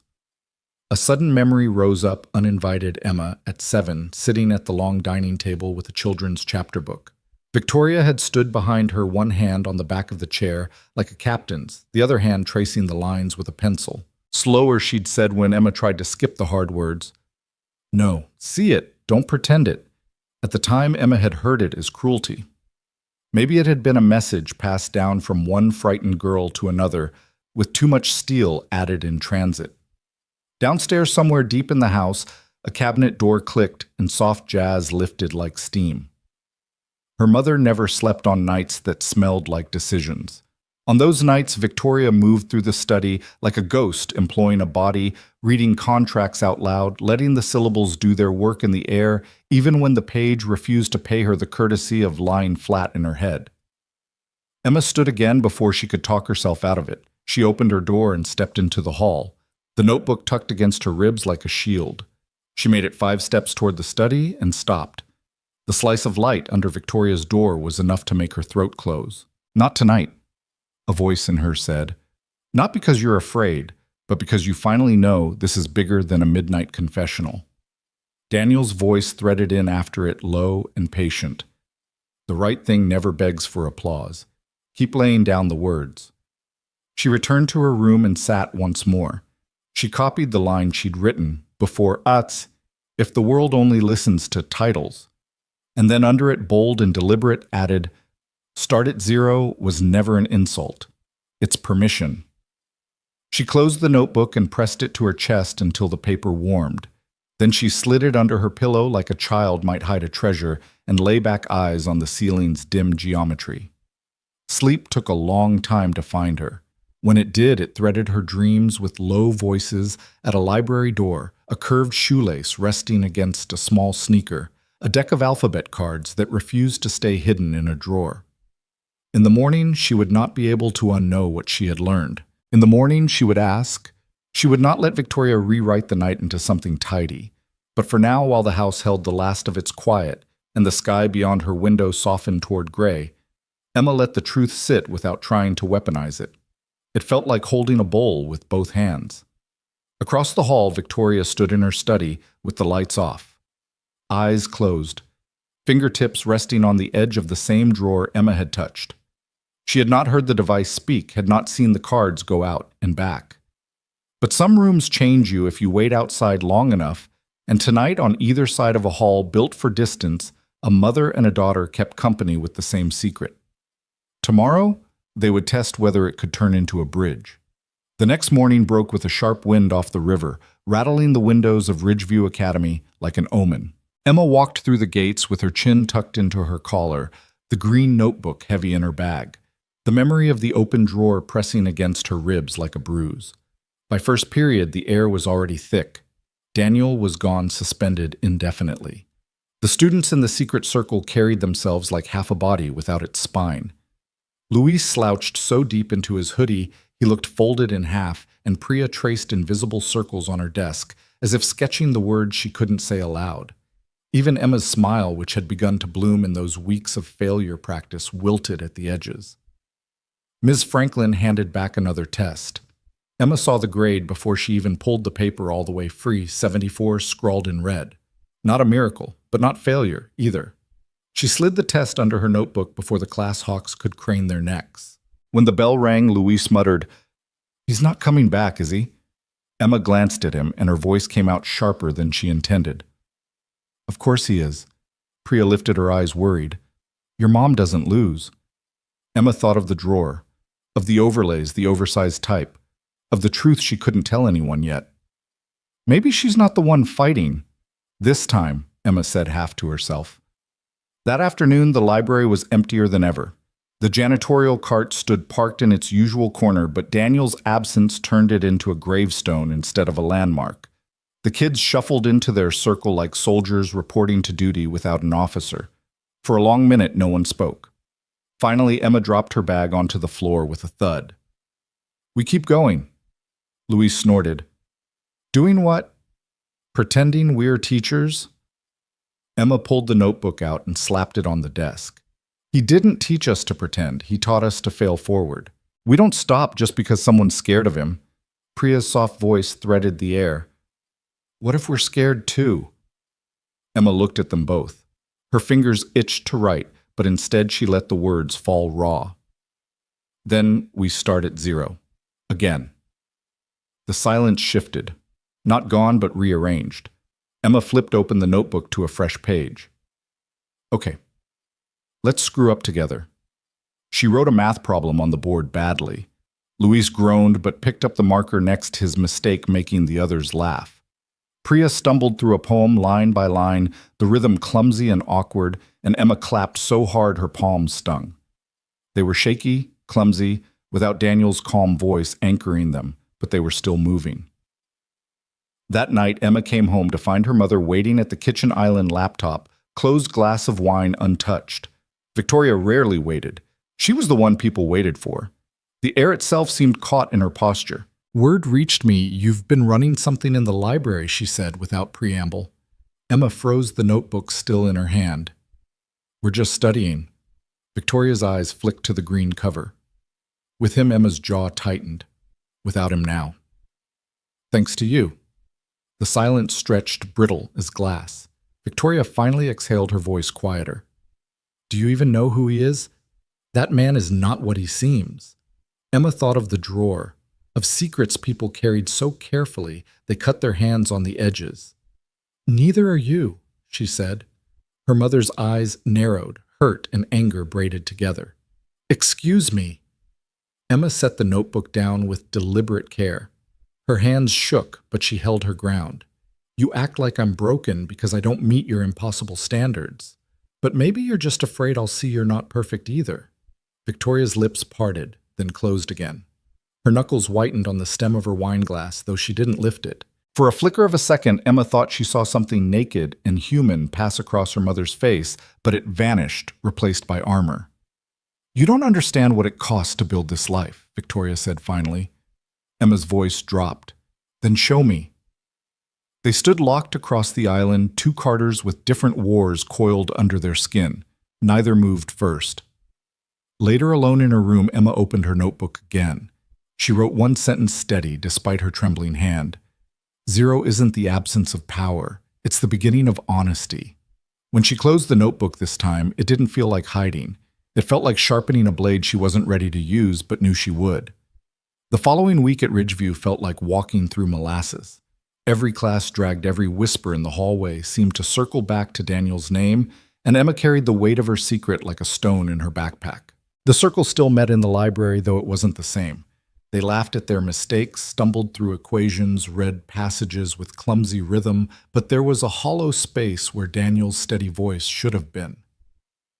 On Thursday afternoon, just as Emma was finishing a particularly messy sketch of a poem on the board, a shadow fell across the glass door. Everyone froze. The handle turned. It wasn't Daniel. It was Principal Harris, flanked by two teachers. His expression was cold, his voice clipped. "This stops now." Luis tried to protest, but Harris cut him off. "The library is for supervised study only, not whatever this is." He gestured at the scrawled words and diagrams on the board like they were graffiti. Emma felt heat climb her neck. She wanted to yell that they were learning more here than in any classroom, but the words caught in her throat. The teacher swept the room with suspicious eyes before leaving. Harris stayed a beat longer, his gaze on Emma. "I know you think you are protecting him, but he's gone. And if you keep this up, you'll go down with him." The door shut. The circle dissolved in uneasy silence. That night, Emma lay awake staring at her ceiling, Daniel's words echoing, "The right thing never begs for applause." She thought of the drawer in her mother's study, the overlays, the text-to-speech device, a lifetime of hiding. By morning, her decision had hardened. She found Daniel not at the school, but in the park across from the bus stop where she knew he waited after his shifts. He looked tired, shadows under his eyes, his uniform faded from too many washes. But when he saw her, he smiled the kind of smile that said he'd been expecting her even if he hadn't. "Emma," he said, "you shouldn't be here."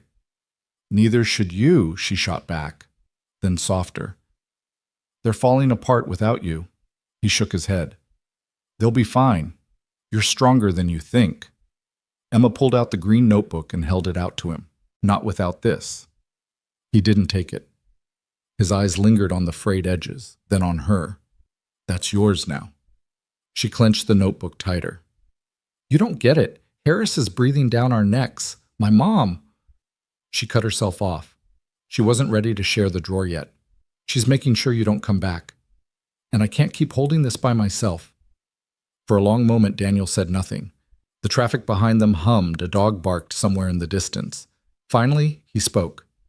"Emma, starting at 0 means carrying the weight until you're strong enough to lift it. You're not supposed to do it alone, but you can't give it back to me either. You have to decide whether to drop it or keep walking with it. Her throat tightened. She wanted him to take the notebook to tell her what to do to fix everything. Instead, he was handing her the kind of choice that burned in your palms. A gust of wind fluttered the pages, and a sheet tore loose, skittering across the sidewalk. Daniel caught it before it could fly away. He glanced down and froze. It wasn't just any page. It was the one Emma had written after discovering the drawer. The sentence stared back at both of them. My mother built palaces so no one would see the staircase she falls down at night. Daniel's eyes lifted, searching hers. Emma's face burned. Don't, she whispered. Don't say anything. He didn't. He folded the page carefully as if it were glass and handed it back. But his voice carried a new weight when he spoke. Secrets break us more than failure ever will. When you're ready, you'll know what to do with this. Emma shoved the page back into the notebook, her heart hammering. She hated that he saw her secret, but she hated more how relieved she felt that someone else carried even a corner of it now. They sat on the bench for a while in silence. When Emma finally stood, Daniel said only one thing. Whatever happens, remember 0 isn't where you stop. It's where you begin again. She walked home with the notebook pressed to her chest, the folded page whispering inside it like a loaded chamber. At dinner, Victoria was uncharacteristically quiet, her eyes on her glass of water instead of her daughter. Emma almost blurted everything about the circle, about Daniel, about the drawer, but the words caught on the barbed wire of fear between them. Instead, she said nothing. Later that night, she slid the folded page out, smoothed it flat, and pinned it to her wall above her desk. The words stared back in the dim lamplight palaces. Staircase at night. For the first time, Emma felt like the wall wasn't just decoration. It was a challenge. Tomorrow, she thought. Tomorrow I stop pretending. Friday arrived with an edge, the kind of brittle cold that made every sound carry sharper through the halls of Ridgeview. Emma stepped through the glass doors, the green notebook tucked under her arm, her chest tight with a decision she hadn't dared to say out loud even to herself. The whispers hit her before she reached her locker. That's her, someone hissed. The Carter girl who hangs out with the janitor. Emma kept her eyes forward, fingers trembling as she spun the lock. The metal clanged too loud in the hush, and she bit her lip until the copper taste of blood steadied her. Luis caught up to her by second period. His hood was pulled low, his voice pitched tight. He's not coming back, Emma. Harris is done with him. Your mom, too. Everyone says he's finished. Emma snapped her locker shut. Then we're not finished. Luis shook his head. You're crazy. This isn't just about failing forward anymore. They're coming for us. She glanced down the hall where Harris stood speaking to 2 board members, his eyes flicking toward her like a hawk's. Then let them come. That afternoon, the circle met again, though the tension pressed heavier than the books on their desks. Priya's hands shook so badly her tea spilled, staining the notebook covers stacked beside her. Luis muttered curses under his breath, eyes darting at the door every time it creaked. Emma stood at the front, notebook open, heart pounding. I'm done hiding, she said. We don't need permission to learn. We don't need a teacher to tell us it's okay to fail. We already know. Luis barked a humorless laugh. And what about Harris? He's watching us like we're criminals. And your mom? You think she won't shut you down too? Emma's hand tightened around the marker. She turned to the board and scrawled one word in huge letters, 0. This is where we start, with nothing. They can't take that away unless we let them. The kids stared silent. Then slowly, Priya reached for her notebook. She scribbled down the word 0 in shaky letters, then underlined it twice. Luis rolled his eyes, but he picked up his pen. The air shifted. Not triumphant, not safe, but alive. That night, Emma walked home through the frozen dusk, the notebook heavy in her bag. The Carter mansion glowed ahead, all polished glass and immaculate hedges, but she felt none of its warmth. Her mother was waiting in the study, as if she had known Emma's steps would lead her there. Victoria closed the drawer as Emma entered, though Emma caught the faintest glimpse of the overlays tucked inside. Their eyes met like 2 swords clashing. You're reckless, Victoria said without greeting. Do you know how fast one whisper about our family spreads in this city? About me, about you. Emma stood straighter, her fingers trembling but her voice firm. Maybe that's why you hide everything. Maybe that's why you've been hiding yourself. Victoria's lips thinned. You don't understand what I've had to build, what it cost me. If you knew—" She stopped, jaw tightening. Emma's heart hammered. This was it. The line between silence and truth. She stepped closer. "Then tell me." For a flicker, Victoria looked almost fragile, the iron mass slipping, but then it snapped back in place. "I don't owe you my scars," she said coldly. Emma's throat ached, but she lifted the notebook from her bag and set it on the desk, the folded page with her secret still nestled inside. "And I don't owe you my silence." She turned and walked out before her mother could answer. Upstairs in her room, Emma pinned another sentence to the wall. Her handwriting was sharp, jagged. "Zero is not the absence of power. It is the choice to begin anyway." She stared at it, chest heaving. Tomorrow, she thought again. Tomorrow, I stop pretending. But this time, the word tomorrow no longer felt like a whisper. It felt like a promise.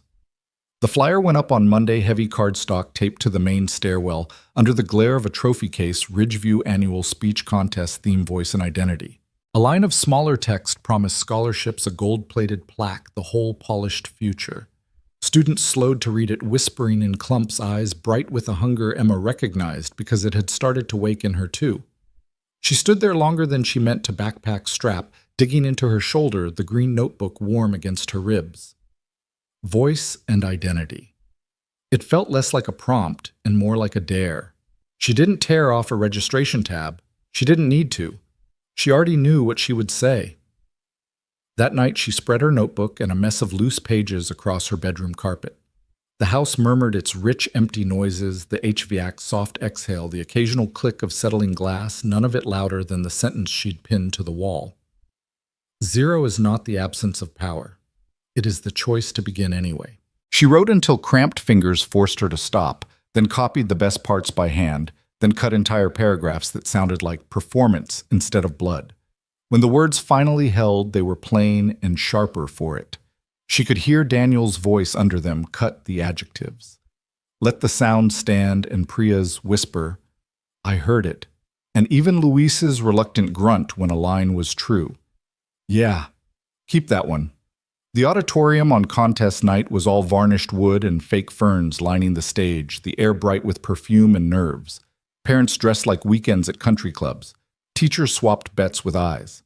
A row of judges sat behind a ribbon table, their programs held like shields. On the left side near the aisle, Ms. Delgado waved Emma over and squeezed her hand just once, quick and fierce. "You've already done the hard part," she said. "You told yourself the truth." Emma swallowed. Backstage, other contestants paced and rehearsed, lips moving around memorized promises. She stood very still. The paper in her hands had the shaky crease of something folded and unfolded too many times. In the fifth row, Victoria Carter took a seat picked for maximum invisibility and minimum risk. Not the front expectation, not the back disdain, but center left where you could see but not be seen. Her jaw was set in its usual boardroom line, but a small device nestled in her ear. Emma didn't notice it. Daniel did from his post near the exit sign's red hum. He stayed in the shadow cap, pulled low uniform, too clean for an evening. Lily's small hand was in his. She refused to miss the brave girl's speech, as she'd been calling it all week. When she started to wave at Emma like she was signaling a plane, Daniel gently lowered her arm. After he whispered, "We clap after. Principal Hayes, not Harris." The building only needed one principal, and it was him took the stage and did his careful, neutral welcome, the kind that says everything and nothing. Contestant 1 read an essay about leadership that sounded like a brochure. Contestant 2 told a story about a grandmother that belonged on a Hallmark card but still got a few sniffles. Contestant 3 performed metaphors like tricks, the crowd oohing when they landed neatly. Number 4. Hayes announced Emma Carr. He stopped himself with a professional cough. Emma. Emma walked into the light. It felt like stepping into a kiln. She found the tape X on the stage and planted her feet on it, the paper held loose at her side. For a second, the auditorium became what it had always been to her, rows of faces, measuring the air thick with prove it, and her throat tried to close. She looked out and saw not faces, but small anchors, Miss Chiquiaz. Delgado's lifted chin. Lily's hands gripping the seat back like she was bracing for a roller coaster drop. The glint of a tiny earpiece in her mother's ear. "My name is Emma Carter," she began, and the whisper moved like a wind through the room. Carter. That last name, a brand and a verdict. She let it settle. Then she breathed and let the next line cut it clean. "But tonight," she said, "I left the name at the door." Silence tightened, curious now, some of it hostile. She didn't flinch. "I failed a lot this year," she went on, each word placed like a brick. Not in secret, in public. On tests passed hand to hand like gossip. "I failed in a school where my last name could buy me everything except understanding." She didn't look at her mother. She didn't need to. She kept her eyes at the level of the cheap balcony lights where the dust flared like sparks. "A man who wasn't supposed to matter told me something I didn't want to hear. He said, 'If you want to win, start at zero.' I thought it was an insult. Turns out it was permission. Zero is where the noise stops. Zero is where your hands shake and you write anyway. Zero is where you say the hard thing out loud and your voice doesn't break, not because you're fearless, but because you're tired of decorating the truth." She let the line hang. Somewhere someone coughed and then choked it down. "I could tell you a story about a girl with a famous mother," she said, softer now, letting the edges show. "About marble floors and the sound of heels like judgment. About a drawer full of alphabet cards and a machine that reads out loud when the letters won't line up. I could tell you how we both learned to hide just for different reasons." In the fifth row, Victoria stopped breathing. The device in her ear translated her daughter's cadence into clear sound, every pause a rung on a ladder she'd been too proud to admit she needed. "But the story isn't about the name," Emma said. "It's about the work, writing words until they stop lying. Failing on purpose until fear gets bored and leaves. Letting go of applause because winning the moment isn't the same as winning your life." She looked down at the paper for the first time, not to read, but to steady herself. Then she folded it in half and set it on the floor. Her hands were empty now. "If you see me," she said, voice steady as the floorboards, "don't see a Carter. See a kid who started at zero and is willing to start there again tomorrow. See the janitor who mopped more than floors. See the kids who sat in a circle and clapped for each other's worst attempts. See all the names we left at the door so we could pick up our voices." She stepped back from the mic. For a second the room resisted, muscles clenched against an unfamiliar kind of honesty. Then Priya, dead center, 2 rows behind the judges, started clapping, too loud at first. Then Luis palms like drumheads. Ms. Delgado stood. Lily whooped like she'd just watched someone stick a landing. The applause spread in a wave that found even the polite hands and made them real. In the back, Daniel did not clap right away. He exhaled. The exit sign washed his face in red, and he looked older and lighter than he had in months. When he did bring his hands together, it was with the measured rhythm of someone acknowledging work done right, not a miracle granted. From her aisle seat, Victoria pressed 2 fingers to the device in her ear, as if to quiet it and hear the room raw. She stood too. Not first, not last. When Emma stepped off stage and disappeared into the curtain dark, their eyes met across the aisle, no acknowledgement, no nod, nothing performative. Just a thread taut and thin and new. The program moved on. Finalists announced polite speeches made, but for Emma the night split in 2 before she said it, and after. Across campus, in a room that smelled like coffee and policy, the school board gathered. A long table, careful water pitchers, a printed agenda with an item near the bottom. Discussion. Unapproved after school. Writing Group East Wing Library. Principal Hayes did his due diligence liability chain of command photos that made people in suits shift in their chairs. The head of facilities recommended immediate cease and desist. Miss Delgado spoke last from the gallery seats, not quite invited to the table, her voice calm and edged with